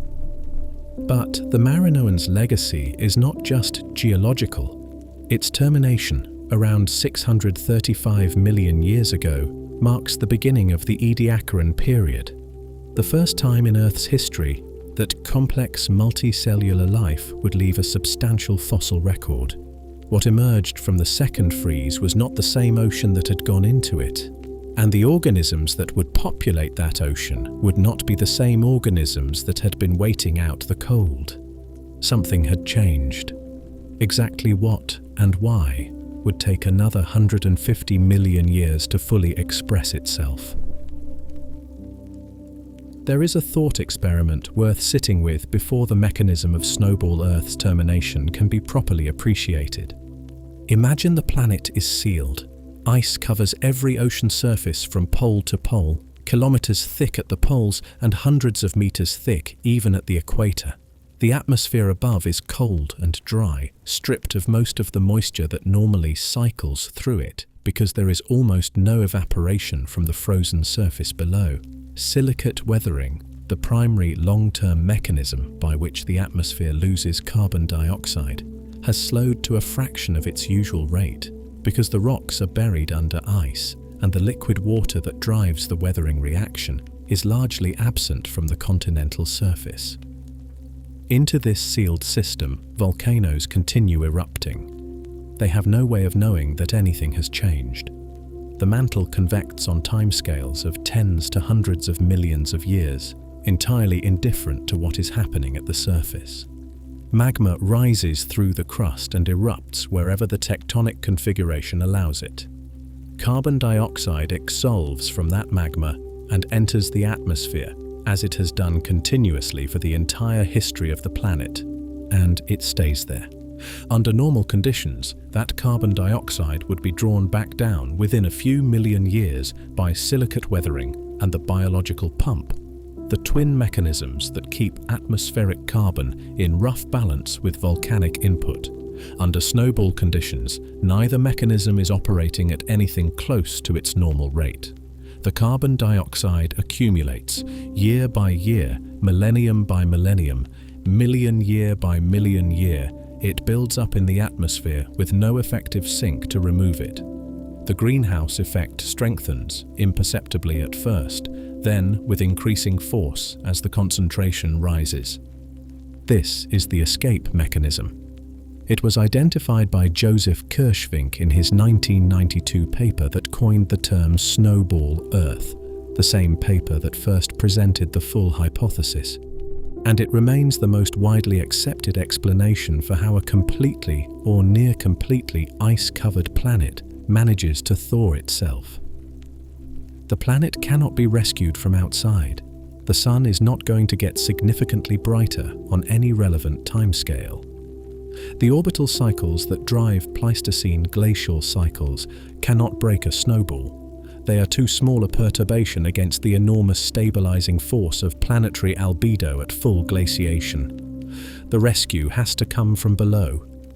How long does it take? The answer depends on volcanic output rates, on how completely weathering was suppressed, and on exactly how much carbon dioxide is required to overwhelm the albedo feedback and initiate deglaciation. The numbers involved are large. Paul Hoffman's 1998 science paper estimated that something in the range of 350 times the modern atmospheric carbon dioxide concentration might be required, a figure that at modern volcanic output rates would take somewhere between 4 and 30 million years to accumulate. More recent modelling studies have refined those estimates, with some suggesting the required concentration may be somewhat lower, but the general picture remains. The escape from Snowball Earth was not quick. It was a slow, geological timescale process driven by the patient, indifferent operation of planetary volcanism against a climate system that was doing everything it could to stay frozen. The mid-ocean ridge system contributed to this process in a way that has received increasing attention in recent years. Submarine volcanism along mid-ocean ridges releases carbon dioxide directly into the deep ocean rather than into the atmosphere, but over geological timescales, this carbon eventually equilibrates with the atmosphere. A 2016 study from the University of Southampton focused on the shallow portions of mid-ocean ridge systems during the Rodinia breakup, the same tectonic event that contributed to the onset of the Sturtian. As the supercontinent fragmented, new shallow ridge segments formed at the edges of the separating continental fragments. Those shallow ridges, erupting in relatively shallow water, produced hyaloclastites, glassy, fragmented volcanic rock formed when magma erupts into water and is rapidly quenched and shattered. Hyaloclastites alter chemically very quickly compared to deep water basalts, releasing calcium, magnesium and phosphorus into the overlying ocean water in large quantities. The Southampton study argued that this process, operating throughout the Sturtian glaciation as Rodinia continued to break apart, was progressively loading the ocean with alkalinity, with the chemical capacity to absorb and neutralize carbon dioxide. That preloaded alkalinity, accumulated over tens of millions of years, helps explain why the cap carbonates that formed after both glaciations were so thick and so widespread. The ocean was already chemically primed to precipitate carbonate on a massive scale the moment conditions allowed. The atmospheric carbon dioxide concentration required to initiate deglaciation has been modeled in detail. The ice albedo feedback that drives the glaciation also constrains what it takes to break it. Because the planetary albedo during full snowball conditions is so high, roughly 60 to 70% versus the modern 30%, even a substantially elevated greenhouse effect has less warming power per unit of carbon dioxide than it would in a partially glaciated world. The tropics are the key. Ice at the equator receives the highest solar input of any surface on the planet. As carbon dioxide rises and the greenhouse effect strengthens, the equatorial surface is the first place where the warming becomes sufficient to initiate melting. Once melting begins at the equator, the albedo feedback reverses. Dark ocean surface is exposed. That surface absorbs solar energy instead of reflecting it. The temperature at the equator rises further. More ice melts. The feedback runs in the same self-reinforcing way it ran during glaciation, only now in the opposite direction. The transition, when it came, was rapid by geological standards. Climate models of snowball deglaciation consistently produce very fast collapse of the ice cover once the threshold is crossed, potentially within a few thousand years for the final stage of equatorial deglaciation, after which the remaining high-latitude ice would have retreated over somewhat longer timescales. The geological record preserves this rapidity in the sharp contacts between glacial diamictites and overlying cap carbonates, contacts that show no gradual transition and no intermediate environment. One layer records glacial conditions. The next records a warm, carbonate-producing ocean. The time between them is too short to leave a visible sedimentary record.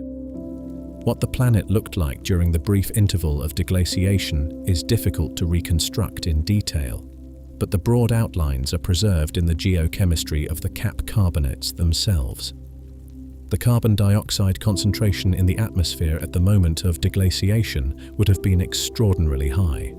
Some estimates place it between 10,000 and 100,000 parts per million, compared to the modern pre-industrial concentration of roughly 280. Rain falling through that atmosphere would have been intensely acidic, dissolving exposed rock at rates far beyond anything the geological record has recorded in calmer periods. That rain would have dissolved exposed rock at an extraordinary rate, flooding rivers and coastal seas with dissolved calcium, magnesium, and bicarbonate. The ocean, already alkaline from the accumulated weathering products of the glaciation and from the submarine volcanic loading, would have reached carbonate supersaturation almost immediately.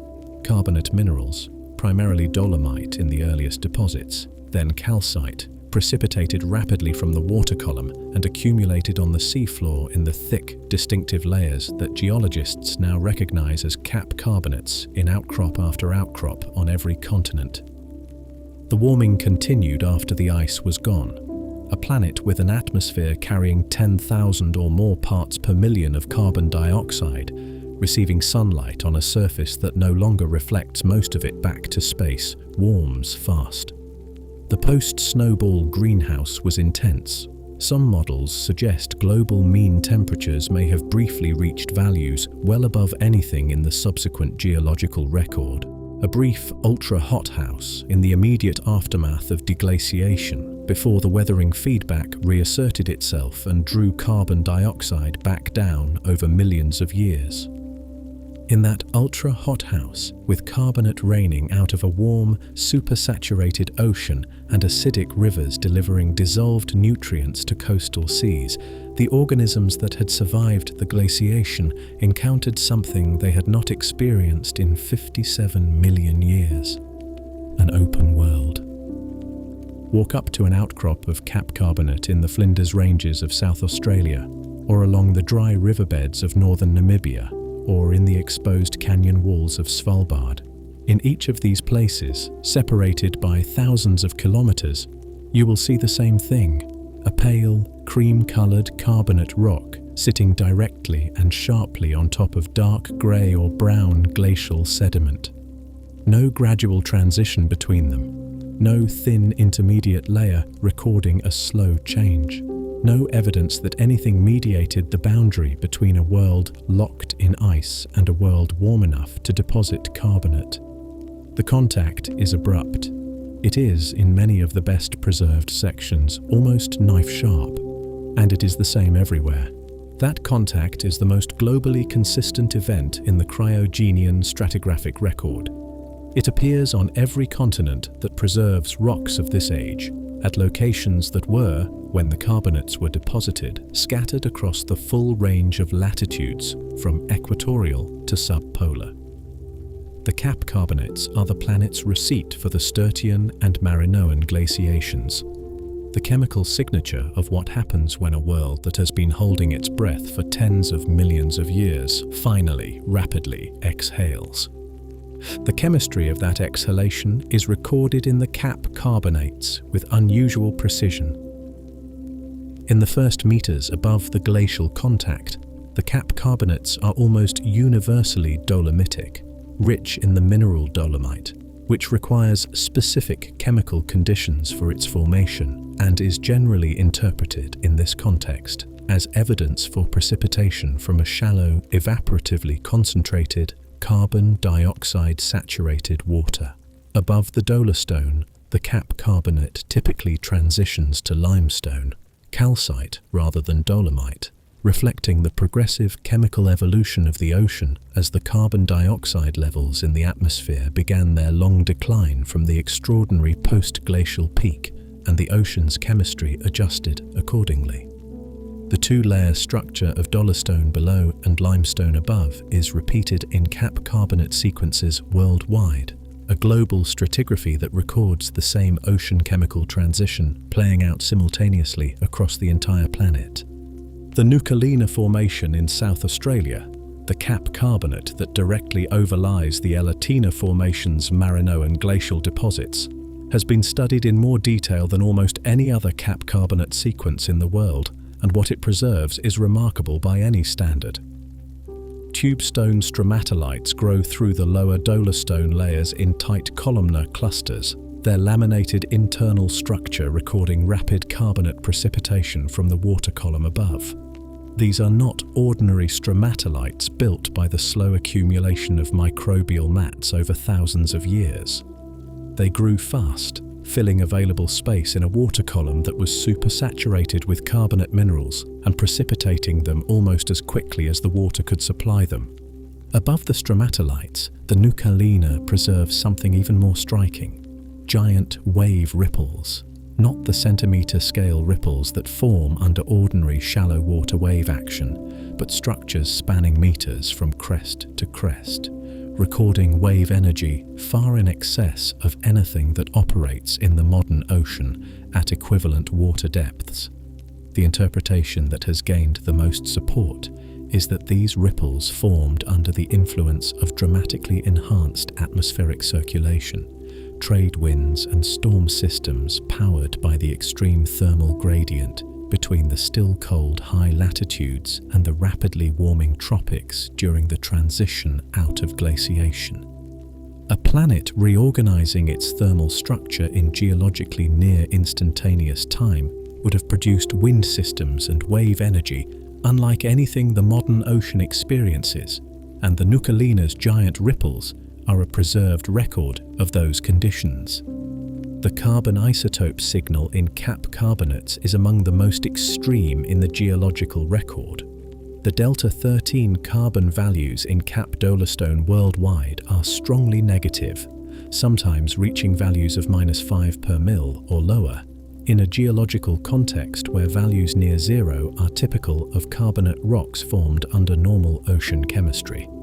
These strongly negative values reflect a carbon cycle dominated in the immediate aftermath of deglaciation by inputs from sources depleted in carbon-13. Volcanic carbon dioxide is isotopically light. Organic carbon preserved in glacial sediments or frozen in permafrost through the glaciation would have decomposed and re-entered the cycle as the ice retreated. Methane release from destabilizing gas hydrates as the deep ocean warmed likely contributed as well. The signal is global.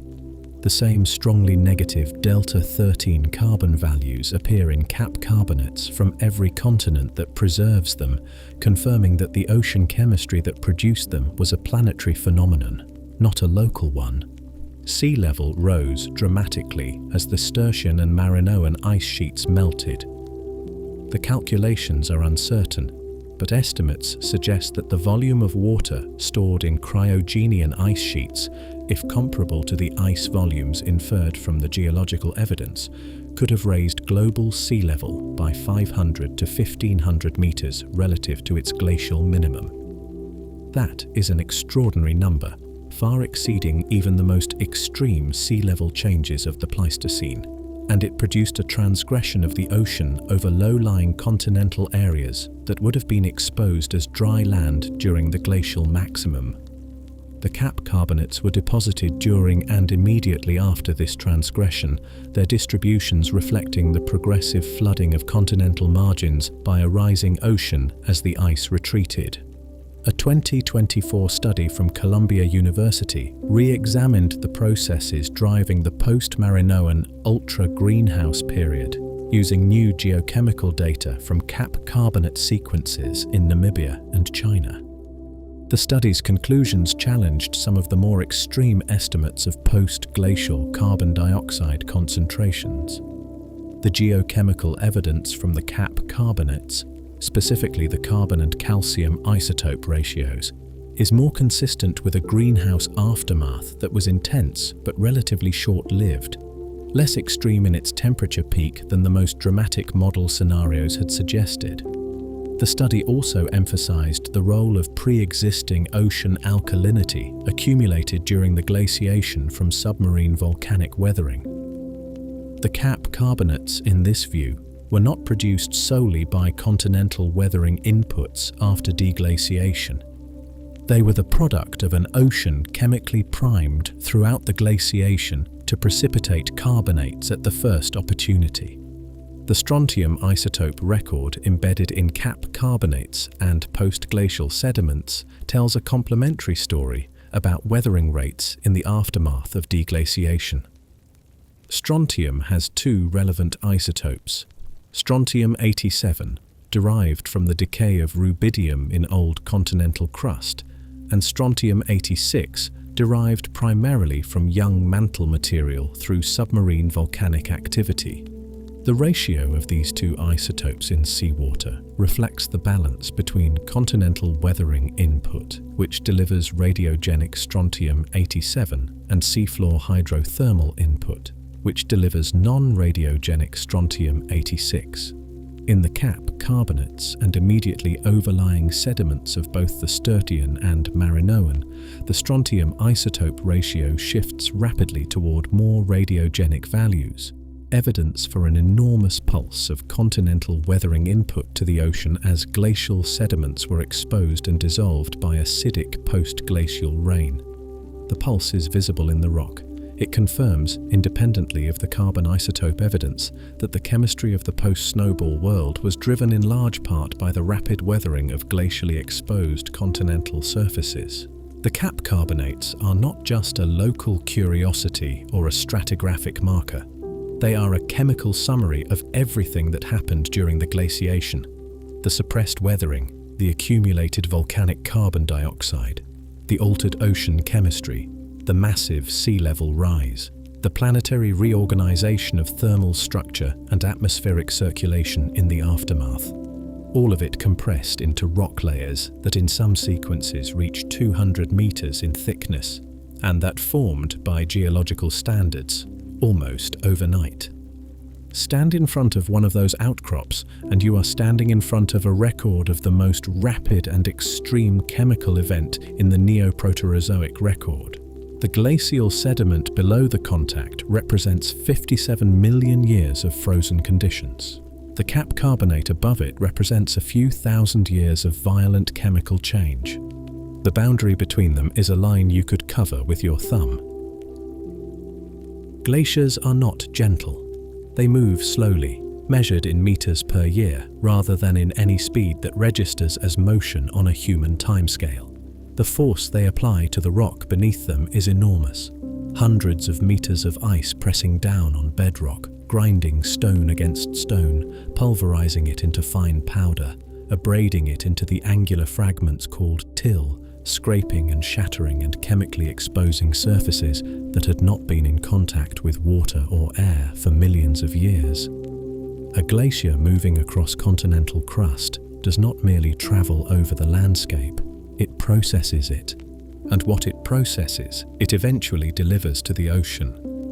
When the Sturtian and Marinoan ice sheets retreated, they left behind an enormous quantity of glacially processed rock, ground-up sediment rich in the chemical elements locked within it, freshly exposed surfaces with high weathering reactivity. The landscape was entirely stripped of any soil or vegetation that might have slowed the movement of dissolved minerals into rivers and eventually into the sea. The post-glacial runoff that produced the cap carbonates was not just calcium and magnesium. It carried the full chemical inventory of the rock that had been ground up over 57 million years of glaciation, and two elements in that inventory would turn out to matter more than any others for what came next. The first was phosphorus. Phosphorus is the limiting nutrient in most marine ecosystems over geological timescales. It is essential for every living cell, a component of DNA, of RNA, of ATP, the molecule that transfers chemical energy within cells, of the phospholipids that form cell membranes. Life cannot be built without it, and the rate at which phosphorus is available in the ocean sets a ceiling on how much primary productivity the ocean can support. Under normal conditions, phosphorus enters the ocean primarily through continental weathering, carried in rivers from eroding rock and soil to the sea. The rate is relatively steady, constrained by the pace at which weathering proceeds on vegetated, soil-covered continental surfaces.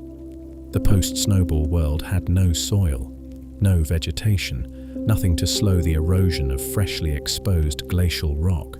The rivers running off the retreating ice sheets were carrying dissolved phosphorus into the ocean at rates that normal continental weathering would never produce, loaded with the accumulated weathering products of a glacially processed landscape. When that phosphorus reached the ocean, already warm from the post-glacial greenhouse, already rich in the carbon dioxide that serves as the raw material for photosynthesis, the biological response was rapid. Cyanobacteria and early photosynthetic eukaryotes, long constrained by nutrient limitation, encountered conditions that allowed explosive population growth. Primary productivity surged, and as it surged, so did oxygen production.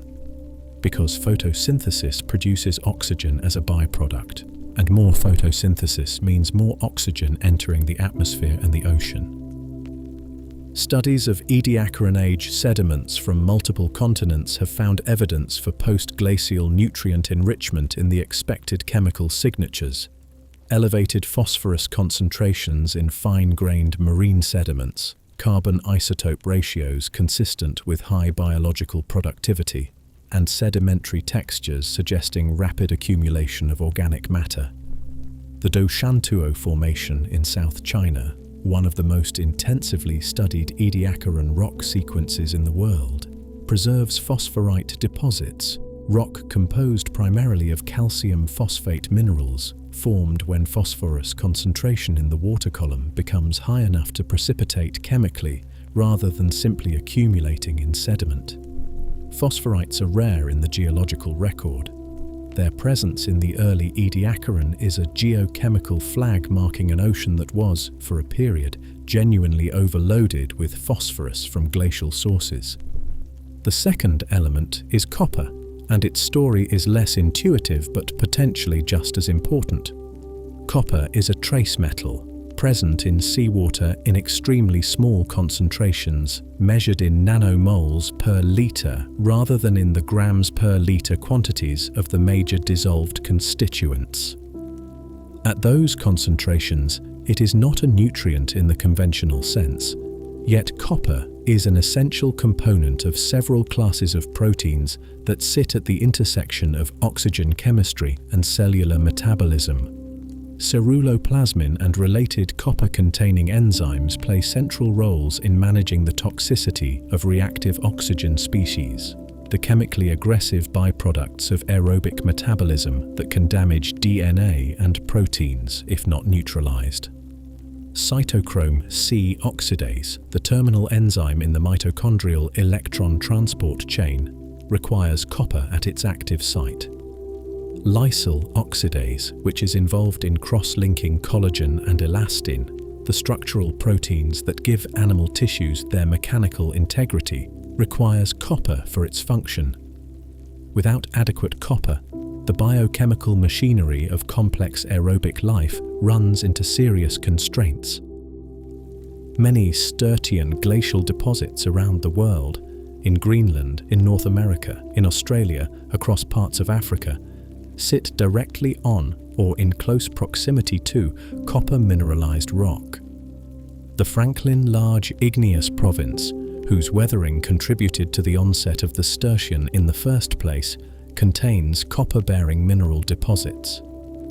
As the Sturtian ice sheets advanced across these copper-rich terrains and then retreated, they processed that rock in the same way they processed everything else, grinding it, exposing fresh surfaces, delivering the dissolved copper into drainage systems that eventually reached the sea.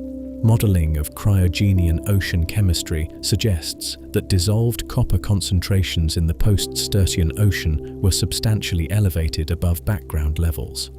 Those elevated concentrations persisted, declining only slowly as the ocean chemistry re-equilibrated, into the Ediacaran and, by some estimates, through into the early Cambrian.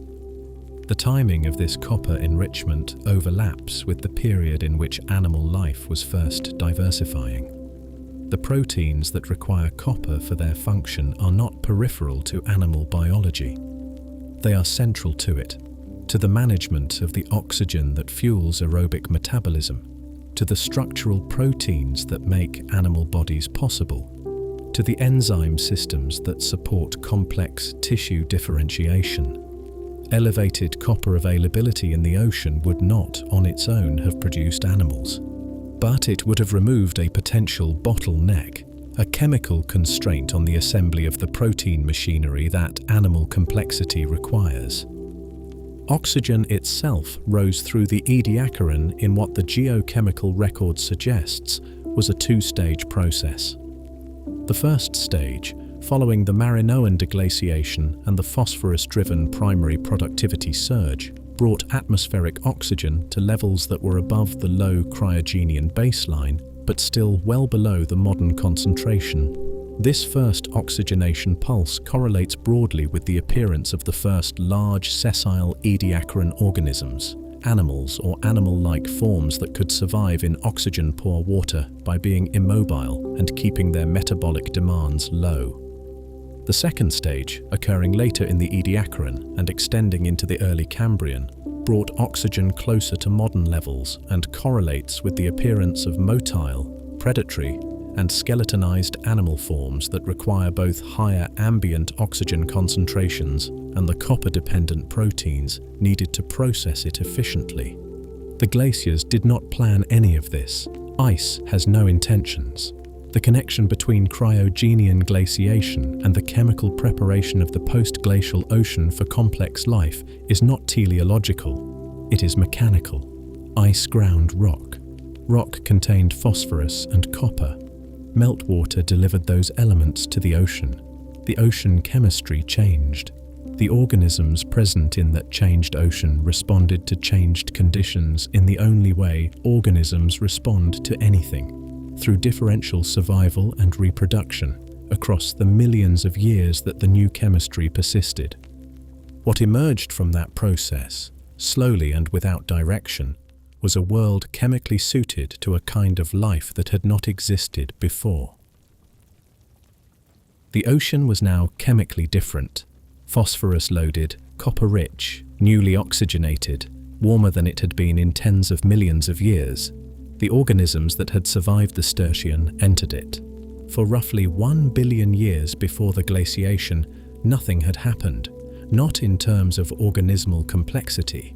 That is not quite accurate. An enormous amount happened during the Proterozoic, from the Great Oxidation Event to the assembly and breakup of supercontinents, to the diversification of eukaryotic cell types into forms of increasing internal complexity. But in terms of the organizational level of life, the question of whether organisms were built from one cell or from many cooperating cells working together as a unit, nothing happened. Eukaryotes had existed since at least 1.8 billion years ago. They had evolved nuclei, mitochondria, complex cytoskeletons, the capacity for sexual reproduction. They had diversified into hundreds of lineages, and for 1 billion years, every one of them remained resolutely single-celled.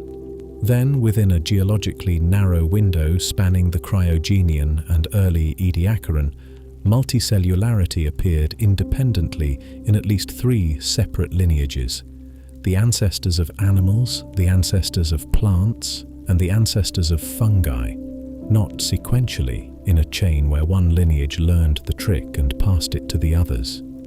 Independently and roughly simultaneously, in organisms that shared a common ancestor hundreds of millions of years earlier and had been diverging ever since. The coincidence demands an explanation, and for decades the best available answer, that rising oxygen levels provided the necessary biochemical conditions, felt incomplete. Oxygen was rising through much of the Proterozoic, long before multicellularity appeared. Why then? Why all 3 lineages at once? The question has driven some of the most creative theoretical work in evolutionary biology over the past decade, and the answers that have emerged are not what anyone initially expected. A 2024 study from researchers at MIT and the Santa Fe Institute, published in Proceedings of the Royal Society B, built a mechanistic model of how Snowball Earth's physical conditions could have generated selective pressure favoring multicellularity. The specific target was eukaryotic heterotrophs, organisms that obtain energy by consuming other organisms rather than by photosynthesis. The model starts with what snowball conditions did to the ocean: lower temperatures slowing metabolic rates, reduced light limiting primary productivity, nutrient scarcity constraining population sizes across the food web. These conditions affected single-celled prokaryotes and eukaryotes differently, because the 2 groups occupy different physical regimes when it comes to how they acquire nutrients from the surrounding water. Small cells, below a critical size threshold, live in what physicists call the diffusive regime. Nutrients reach them primarily by diffusion, the random thermal motion of molecules through the surrounding fluid, rather than by directed flow. In the diffusive regime, smaller is generally better. A smaller cell has a higher surface area to volume ratio, which means a proportionally larger surface through which nutrients can diffuse, and it generates less of the thin layer of nutrient-depleted water that surrounds any cell consuming dissolved molecules from the medium. Prokaryotes, which are small, are well adapted to the diffusive regime. They were favored, under snowball conditions, by selective pressure toward even smaller size and higher surface area. Eukaryotic heterotrophs were in a different position. They were already larger than prokaryotes, already pushed into the boundary between the diffusive regime and the motile regime. In the motile regime, organisms are large enough to swim through their environment, creating flow around themselves and accessing nutrients over a larger volume of water than diffusion alone would supply. In the motile regime, larger is generally better because a larger organism can generate more flow, cover more volume, and intercept more food particles per unit time. The snowball conditions that pushed prokaryotes towards smaller size pushed eukaryotic heterotrophs in the opposite direction, toward larger size, and toward the organizational changes that larger size requires. A single large eukaryotic cell faces physical problems that a colony of coordinated smaller cells does not. Nutrient transport from the cell surface to the interior becomes less efficient as cell volume increases because the diffusion distance from surface to center grows with cell radius. Structural integrity becomes more difficult to maintain. Reproduction becomes slower. The solution that the model identifies, and that William Crockett, the study's lead author, described as counterintuitive, involves two interacting factors. Cold ocean water increases viscosity, changing the physical regime of nutrient uptake. Resource scarcity intensified competition for whatever food was available. Under both pressures simultaneously, the optimal response for a eukaryotic heterotroph was not to remain as a single large cell.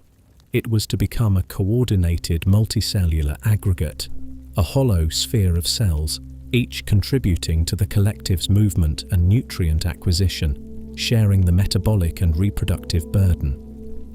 The model organism the researchers used to illustrate this is what they called a choanoblastula, a hollow sphere of choanoflagellate-like cells resembling the embryonic blastula stage of modern animals and the colonial forms of modern choanoflagellates, which are among the closest living relatives of animals. The choanoblastula in the model was not a biological curiosity. It was the optimal shape for a heterotrophic organism trying to generate directed flow for feeding in a cold, viscous, nutrient-poor ocean. The transition from a single large cell to a coordinated hollow sphere of smaller cells, the fundamental architectural shift that underlies animal development, was not, in this framework, a random innovation that happened to be advantageous. It was a predictable response to a specific set of physical boundary conditions that Snowball Earth imposed. What makes this model compelling beyond its internal logic is the timing it predicts. The cryogenian boundary conditions that the model identifies as driving the transition were present from roughly 717 million years ago when the Sturtian glaciation began, through the end of the Marinoan around 635 million years ago. The interglacial between the two glaciations, the warm interval from roughly 660 to 650 million years ago, would have briefly relaxed those conditions before reimposing them. The molecular clock estimates for the divergence of animal, plant, and fungal multicellular lineages cluster around this interval with a precision that, given the uncertainties in molecular dating, is consistent with a cryogenian origin for all three transitions.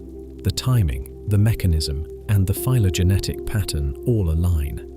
The cryogenian gap, the interglacial interval between the Sturtian and Marinoan, deserves particular attention in this context.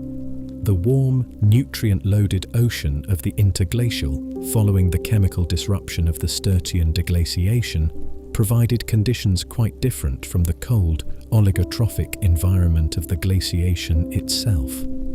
Organisms that had been selected for multicellular organization under snowball conditions were now released into a warmer, richer environment.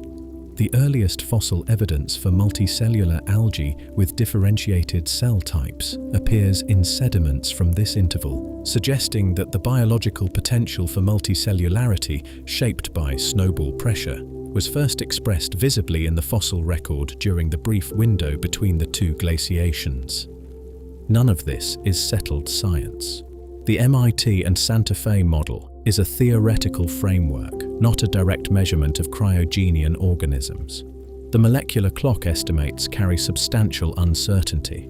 The causal connection between Snowball Earth physical conditions and the specific timing of multicellular transitions in 3 independent lineages remains, at the level of direct evidence, unproven.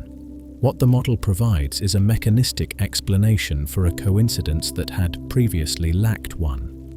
It accounts for why the conditions of the Cryogenian would specifically favor the organizational change that multicellularity represents, in organisms already positioned at the physical threshold where that change becomes advantageous. The question of why it took 1 billion years is the same as the question of why it happened when it did. For 1 billion years the conditions were not right.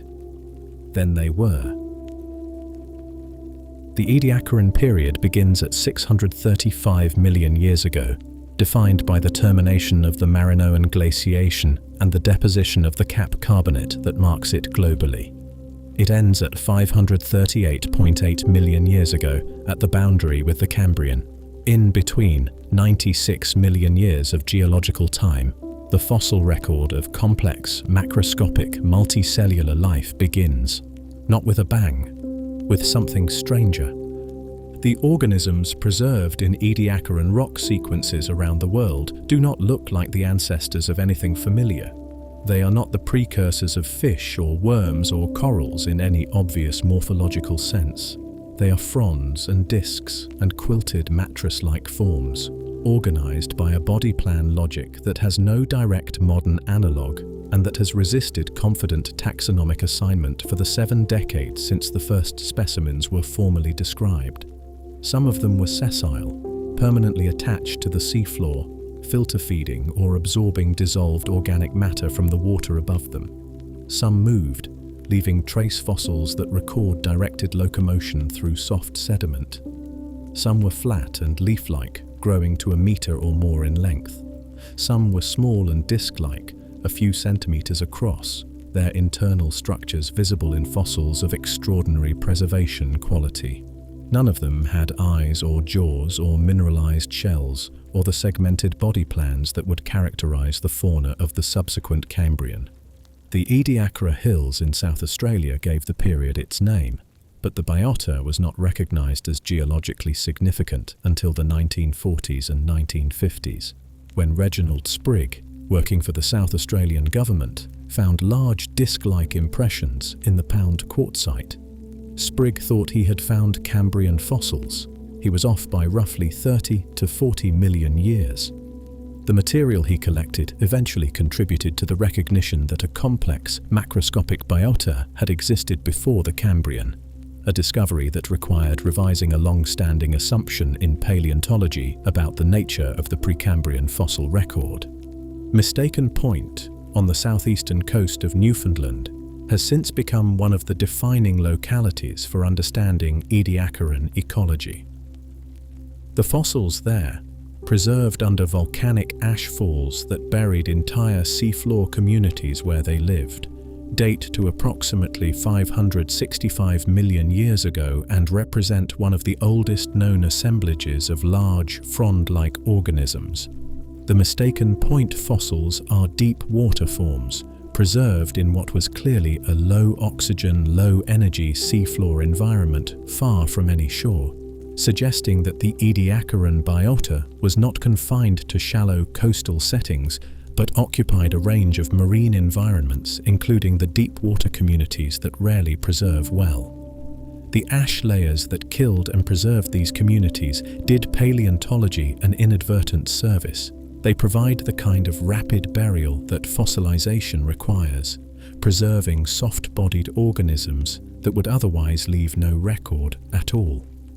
The Russian White Sea region preserves a somewhat younger Ediacaran assemblage, dating to roughly 555 to 560 million years ago, that has been collected and studied intensively since the mid-20th century. The White Sea fauna includes Dickinsonia, one of the most iconic and most debated organisms in Ediacaran paleontology. Dickinsonia is broadly oval, bilaterally symmetric, covered in a pattern of parallel ridges separated by a central midline, and ranges in size from a few millimeters to over a meter. For decades, it was classified variously as a worm, a cnidarian, a lichen, and a member of an entirely extinct kingdom of organisms with no modern relatives. In 2018, a study published in Science reported the detection of cholesterol biomarkers in exceptionally preserved Dickinsonia specimens from the White Sea, molecules that are produced exclusively by eukaryotes and specifically by animals. Dickinsonia, after decades of uncertainty, appears to have been an animal, or at least an animal-grade organism. What kind of animal remains unclear. It has no obvious homologue in the modern biosphere. Kimberella, also from the White Sea, is less ambiguous in at least one important respect. It left feeding traces. The small shield-shaped organism appears to have moved across the seafloor and scraped microbial mats from its surface using a structure resembling a radula, the ribbon-like feeding organ characteristic of mollusks. If Kimberella was indeed using a radula, it was a bilaterian animal, belonging to the same major group that includes all modern animals with a distinct front and back end, and potentially a relative of the mollusk lineage. The trace fossils associated with Kimberella specimens are among the most compelling pieces of evidence that directed purposeful animal movement existed in the Ediacaran well before the Cambrian. The carbon isotope record through the Ediacaran is not stable. It oscillates through a series of anomalies, large globally distributed excursions in delta-13 carbon that reflect disruptions to the marine carbon cycle of a magnitude rarely seen in later geological periods.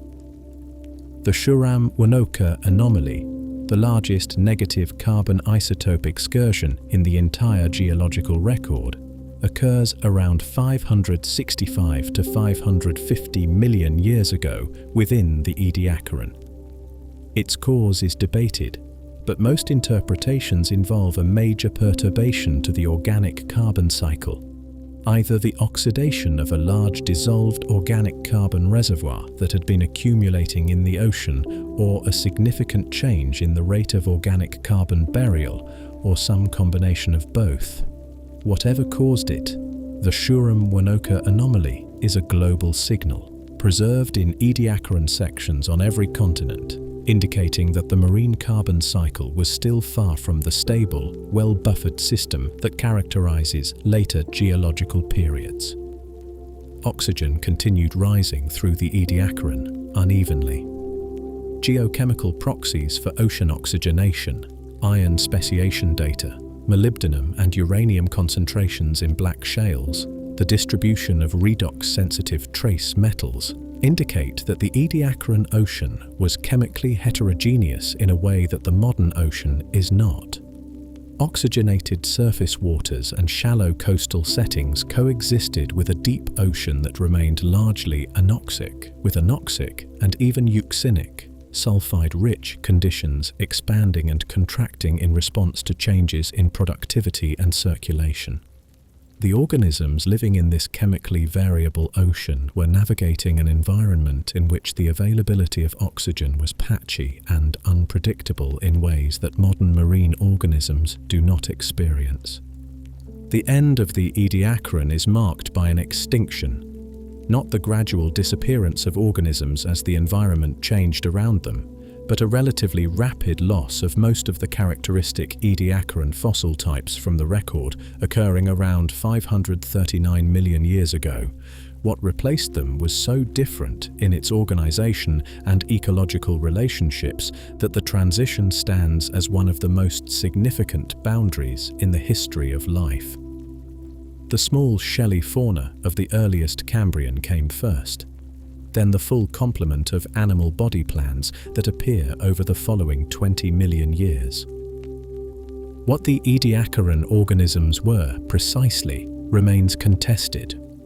Whether most of them were animals or proto-animals, or something else entirely that has no modern equivalent and left no living descendants, a failed experiment in multicellular organization, in the memorable phrase of one paleontologist, is a question the fossil record has not yet answered with finality.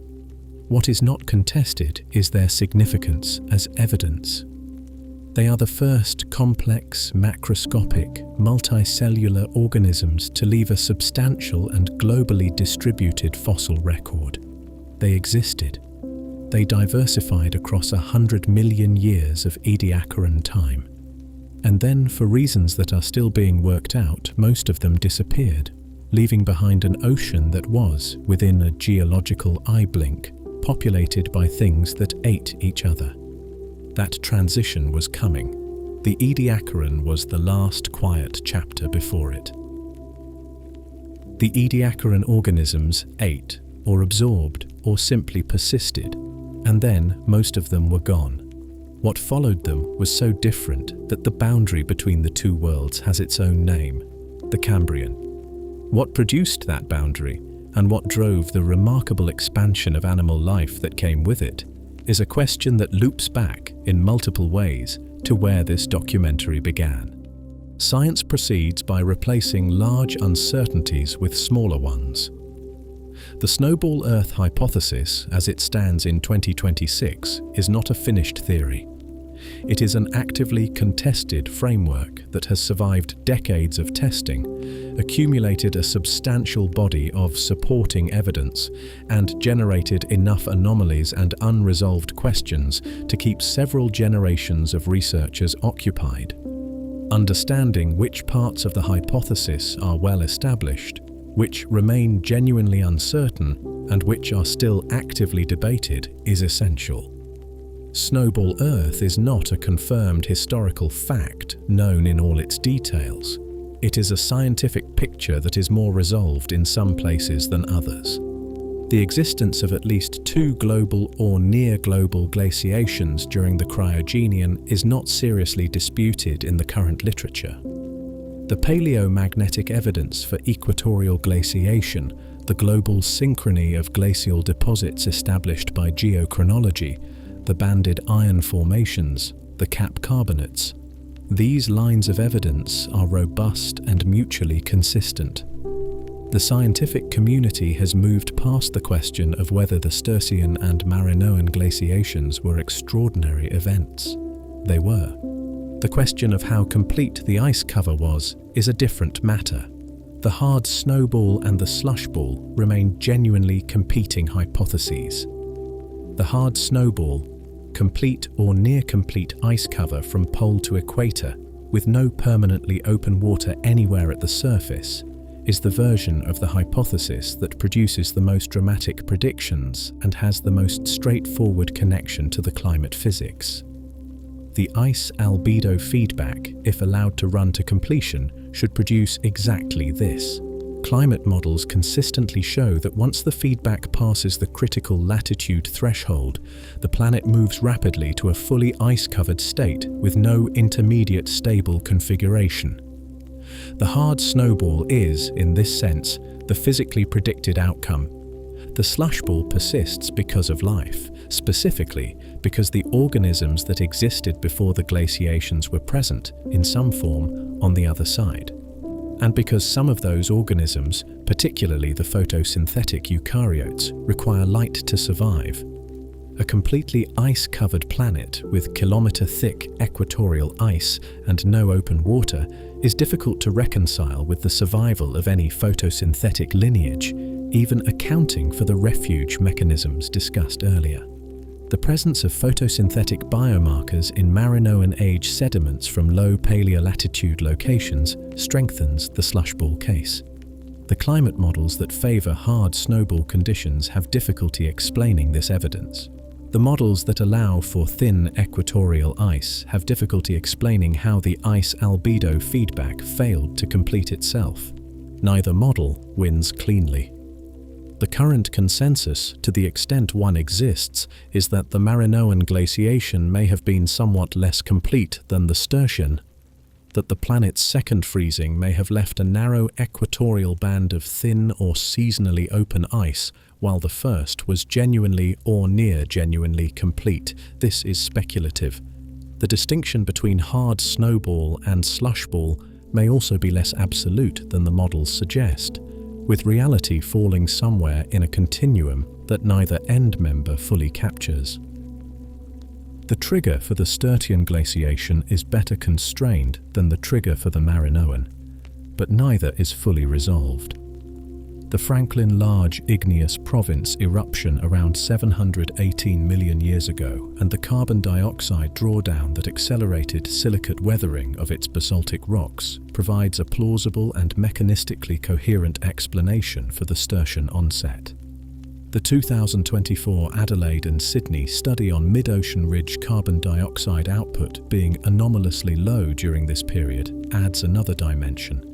But the exact sequence of events, what tipped the climate system past the critical threshold at that specific moment, rather than 10 million years earlier or later, is not fully resolved. The Sturtian onset remains a subject of ongoing geochronological and modelling work. The Marinoan trigger is even less clear. The interglacial between the two glaciations lasted somewhere between 10 and 30 million years, during which carbon dioxide levels were high and the climate was warm. What drew carbon dioxide down again sufficiently to cross the threshold for a second time? Whether it was silicate weathering of the cap carbonate sequences and newly exposed continental rock, or a reduction in volcanic outgassing, or some combination, is debated. The patchiness of the interglacial sedimentary record makes it difficult to reconstruct the geochemical evolution of this interval in sufficient detail to distinguish between competing explanations. The duration of the Sturtian glaciation, 57 million years, raises its own questions. How did the carbon dioxide escape mechanism not terminate the glaciation sooner?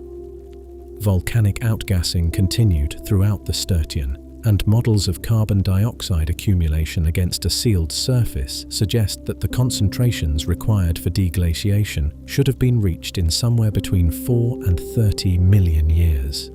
If the Sturtian lasted 57 million years, either the models are overestimating volcanic output or underestimating the carbon dioxide concentration required for deglaciation.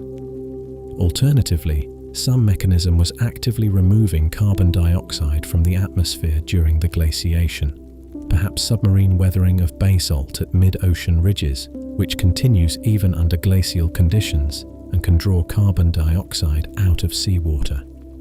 A 2024 model from the University of Leeds suggests this seafloor weathering was more efficient during snowball conditions than previously assumed, potentially extending glaciation duration. The question is not resolved. The relationship between snowball Earth and the evolution of complex life is the most exciting open question of all. It sits at the intersection of geology, evolutionary biology, and biophysics, and the answer matters for understanding not just Earth's history, but the conditions that might support complex life elsewhere. The correlations are clear. The cryogenian glaciations coincide with molecular clock estimates for the origin of multicellular animal, plant, and fungal lineages. The post-glacial chemical enrichment of the ocean with phosphorus and copper coincides with the early Ediacaran diversification. The Ediacaran biota appears in the fossil record in the interval between the end of the Marinoan and the Cambrian explosion. Whether these correlations reflect causation, whether snowball Earth actually drove the evolution of complex life rather than merely coinciding with it, is not proven. Correlation is not causation, and the evolutionary processes involved were operating over tens of millions of years on populations and lineages whose history we can only partially reconstruct. The MIT and Santa Fe Institute model of snowball-driven multicellularity is theoretically rigorous and mechanistically coherent, but it is a model. Direct evidence that cryogenian physical conditions specifically selected for multicellular body plans, rather than contributing to a more complex set of factors that included rising oxygen, changing continental configurations, and ecological dynamics internal to the evolving biota, does not yet exist in a form that settles the question. What does exist is a narrative that is more coherent, more mechanistically grounded, and better supported by multiple independent lines of evidence than any alternative explanation for the timing and character of the Ediacaran and Cambrian diversifications. The Snowball Earth hypothesis does not explain everything. No single geological event can, but it explains a remarkable amount: the chemical disruption of the ocean, the nutrient pulse, the selective pressure on cell organization, the timing of oxygenation, the conditions in which the first complex animals appeared, with a consistency that has survived 40 years of active testing. The questions that remain are not reasons to doubt the framework. They are the frontier of what the framework is still working to understand. Science happens in papers and in models, but it begins in the field. The understanding of Snowball Earth that has accumulated over the past 4 decades was built, piece by piece, by researchers who traveled to remote locations on multiple continents, collected samples from outcrops that no road reached, and spent years analyzing what those samples contained. The field sites where the critical evidence was gathered are not just locations on a map. They are the physical places where the past becomes legible, where a geologist can stand in front of a rock face and read, in the layers and colors and textures of the stone, the history of a planet 700 million years ago. The Flinders Ranges of South Australia are the canonical Snowball Earth locality. The ranges run roughly north-south for over 400 kilometers through the arid outback of South Australia, their ridges and gorges exposing some of the best preserved Neoproterozoic rock sequences on the planet. The Elatina Formation's glacial diamictites, the Nuckalina Cap dolostone with its tubestone stromatolites and giant wave ripples, the Brachina Gorge sections, sampled for carbon isotopes by dozens of research groups. All of these are accessible from the wilderness of Icara Flinders Ranges National Park. The park is remote by ordinary standards. By geological fieldwork standards, it is practically convenient. George Williams, whose decades of work on the Elatina's tidal rhythmites contributed to the low-latitude paleogeographic reconstruction, made the Flinders Ranges his primary field area for much of his career. The rocks there are not difficult to find. Reading them correctly took most of a century. The Garvalach Islands off the west coast of Scotland are less visited, but arguably more complete in their cryogenian record. The islands, Garb Ailich, Achuli, Dun Chonuil, Ailich and Nauim, are accessible only by boat from the port of Craiove Haven on the Argyll coast, and landing conditions depend on weather and sea state in ways that have limited fieldwork there to brief summer windows. The Port Ascaig Formation's 1.1 kilometer thickness of Sturtian age glacial sediment, topped by pre-glacial tropical carbonates at its base and capped by post-glacial sediments above, is exposed in sea cliffs and shoreline outcrops that require scrambling over tide-washed rock to reach. The 2026 study that identified annual varve cycles in the Port Ascaig Formation involved collecting samples from sections that geologists had visited many times before. The new result came not from finding new outcrops, but from applying new analytical techniques to material that had been known for decades. The Mackenzie Mountains of Canada's Northwest Territories hold the Sturtian type section, the stratigraphic sequences that define the Sturtian glaciation and from which many of the key geochronological constraints have come. The Rapitan group, with its thick, banded iron formation sequences and diamictite beds, outcrops in river valleys and ridgelines that are reached by bushplane from Yellowknife or by multi-day hiking through wilderness that sees almost no traffic outside the summer field season. Francis MacDonald spent multiple field seasons here in the years leading up to his 2010 synthesis, dating volcanic ash beds within the Sturtian sequences with the uranium-lead precision that established the global synchrony of the glaciation. The logistics of working in the Mackenzie Mountains, the weather, the remoteness, the bears, the narrow window between snowmelt and the first autumn freeze are standard features of high-latitude geological fieldwork neither exceptional nor comfortable. Namibia provided Paul Hoffman with the evidence that transformed Snowball Earth from a minority hypothesis into a serious scientific framework. The Namibian sequences, the Gorb Formation glacial diamictites, and the overlying Kyleberg Cap dolostone in the Otavi mountainland are exposed in the dry hills of northern Namibia. Hoffman and his collaborators explored this terrain during field campaigns that began in the 1990s and eventually accumulated to over 50 months of total field time. Hoffman's 1998 science paper, co-authored with geochemist Dan Schrag and two colleagues, drew on this fieldwork to make the comprehensive case for Snowball Earth that finally forced the hypothesis into mainstream discussion. The Kyleberg Cap dolostone, with its negative delta-13 carbon values and its sharp contact with the underlying glacial sediment, is one of the defining outcrops in the entire Snowball Earth literature. Hoffman has described the moment of understanding what that contact meant as one of the clearest experiences of scientific recognition he had ever had. The sense of seeing, in rock, the answer to a question that the geological community had not yet thought to ask. The Dushantuo Formation in Guizhou Province, China, has become one of the most intensively studied Ediacaran rock sequences in the world since the 1990s, when Chinese and international researchers began systematic sampling of its remarkable preservation.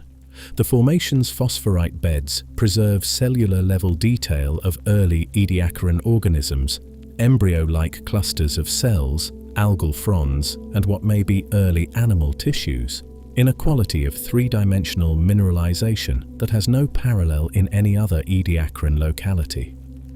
Reaching the best Dushantuo sections involves travel to villages in rural Guizhou that are not served by major roads, followed by hiking to roadside and riverside cliff exposures where the phosphorite beds are accessible. The extraordinary preservation of the Dushantuo material and the equally extraordinary debates over what the preserved organisms actually are have made this formation a central battlefield in the ongoing argument over the nature and affinities of Ediacaran life.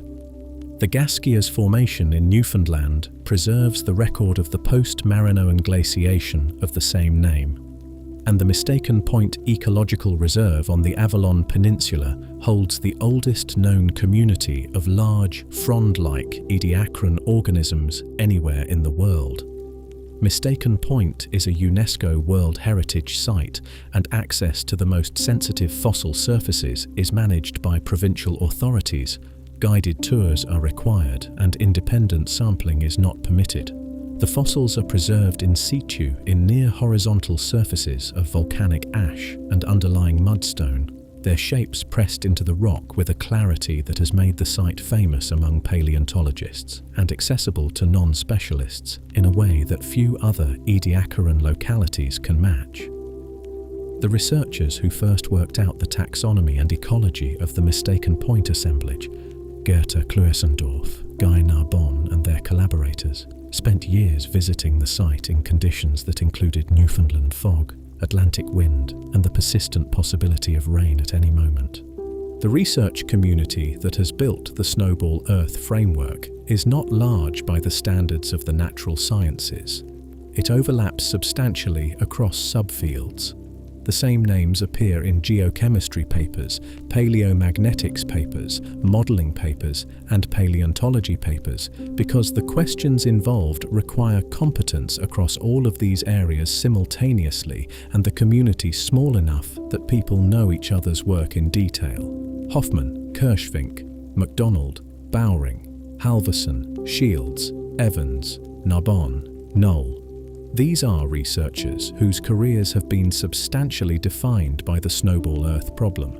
They have argued with each other in print and at conferences for decades. Their collective fieldwork has taken them to every continent and produced the evidence base that makes the hypothesis defensible. The argument continues. New field campaigns are being planned. New samples from old outcrops are being analyzed with techniques that were not available when those outcrops were first visited. The Cryogenian rock record has not been exhausted. There are sections in Greenland, in Brazil, in Central Africa, in northern Russia that have received less systematic attention than the canonical localities, and that may yet yield information that refines or revises the current picture. The history of Snowball Earth research is a history of surprises, of results that contradicted expectations, of evidence that arrived from unexpected directions, of hypotheses that were modified or replaced as new data accumulated. That process is not finished. The rocks have more to say. There is a particular quality to the silence that comes after a long journey through geological time. Not emptiness. Something closer to the feeling of having set down a very heavy thing. The accumulated weight of billions of years, of extinctions and freezings and thawings, of organisms that survived conditions that should have ended them. A planet that has been in its long history so many different things than it is now. You have been carrying that weight through 16 chapters, the equator buried under a kilometre of ice, the oceans sealed, dark, iron-rich, patient, the volcanoes continuing their indifferent work, the organisms holding on in hydrothermal darkness and dusty meltwater pools and thin equatorial seas, the ice retreating, the world warming into something that had not existed before. You can set it down now. The story of Snowball Earth does not resolve into a clean lesson. It is not a parable about resilience, though resilience was required. It is not a warning about climate, though climate was central. It is not a triumphant narrative about the inevitable march toward complexity, though complexity is where things eventually went. It is something more honest than any of those framings. The record of what actually happened, reconstructed from the physical evidence that the planet preserved for 700 million years, interpreted by researchers who spent their careers in difficult places asking the rocks what they remembered. What happened was this.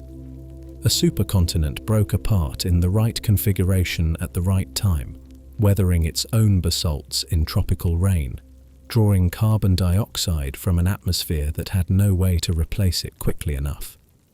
The planet crossed a threshold it had not crossed in over 2 billion years, and the ice albedo feedback carried it to the equator in less time than the geological record can resolve.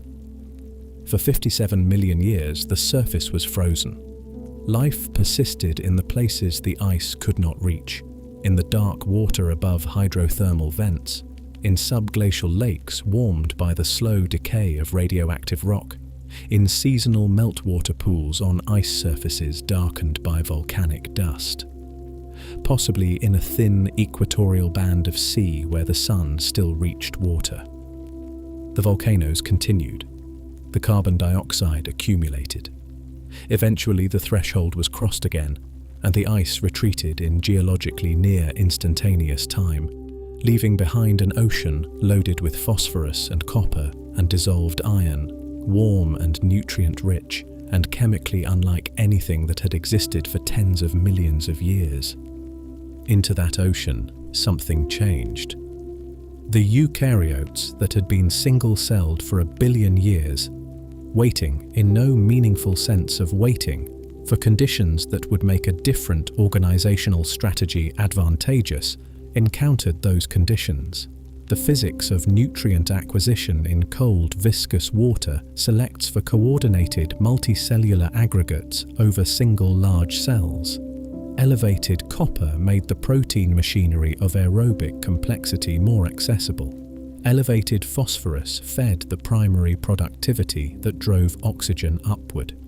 The lineages that would become animals and plants and fungi began the organizational transitions that would take another 100 million years to fully express.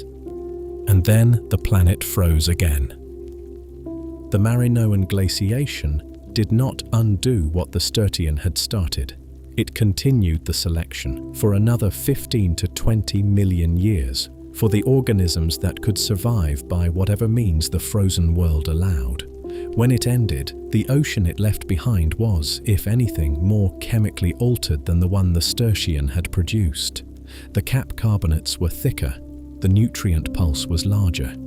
The Ediacaran period that followed was populated by organisms, fronds and discs and quilted forms of uncertain affinity that represented the first substantial experiment in macroscopic multicellular life, and that persisted and diversified for almost 100 million years before being replaced by the fauna of the Cambrian.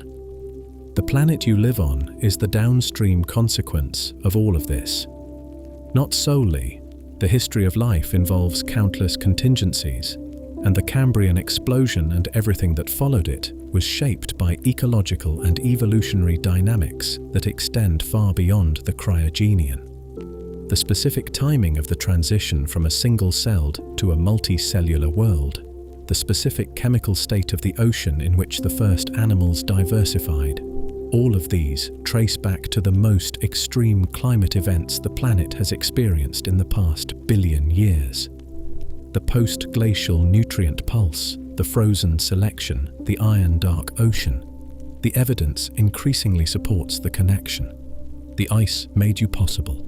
Not you specifically, not your particular form or your particular history, but the kind of thing you are. A multicellular organism of significant complexity, built from cells that cooperate and differentiate and maintain tissues and organs, running on aerobic metabolism, capable of the neural activity that makes experience possible. That kind of organism required specific conditions to become advantageous enough to be selected for. The Cryogenian provided them. This is not a comfortable thought exactly. There is something vertiginous about tracing the origin of consciousness, of the capacity to lie here, in the dark, aware of your own breathing, back to a frozen planet and a set of physical equations about nutrient diffusion in cold water. The chain of causation is real, and the distance between its beginning and its end is 700 million years. And at the beginning, there was nothing that could have anticipated the end. But the chain is there. The planet froze. Life held on. The ice retreated. The ocean changed. The cells that had been waiting, in no sense waiting, found themselves in conditions that made complexity not just possible but optimal.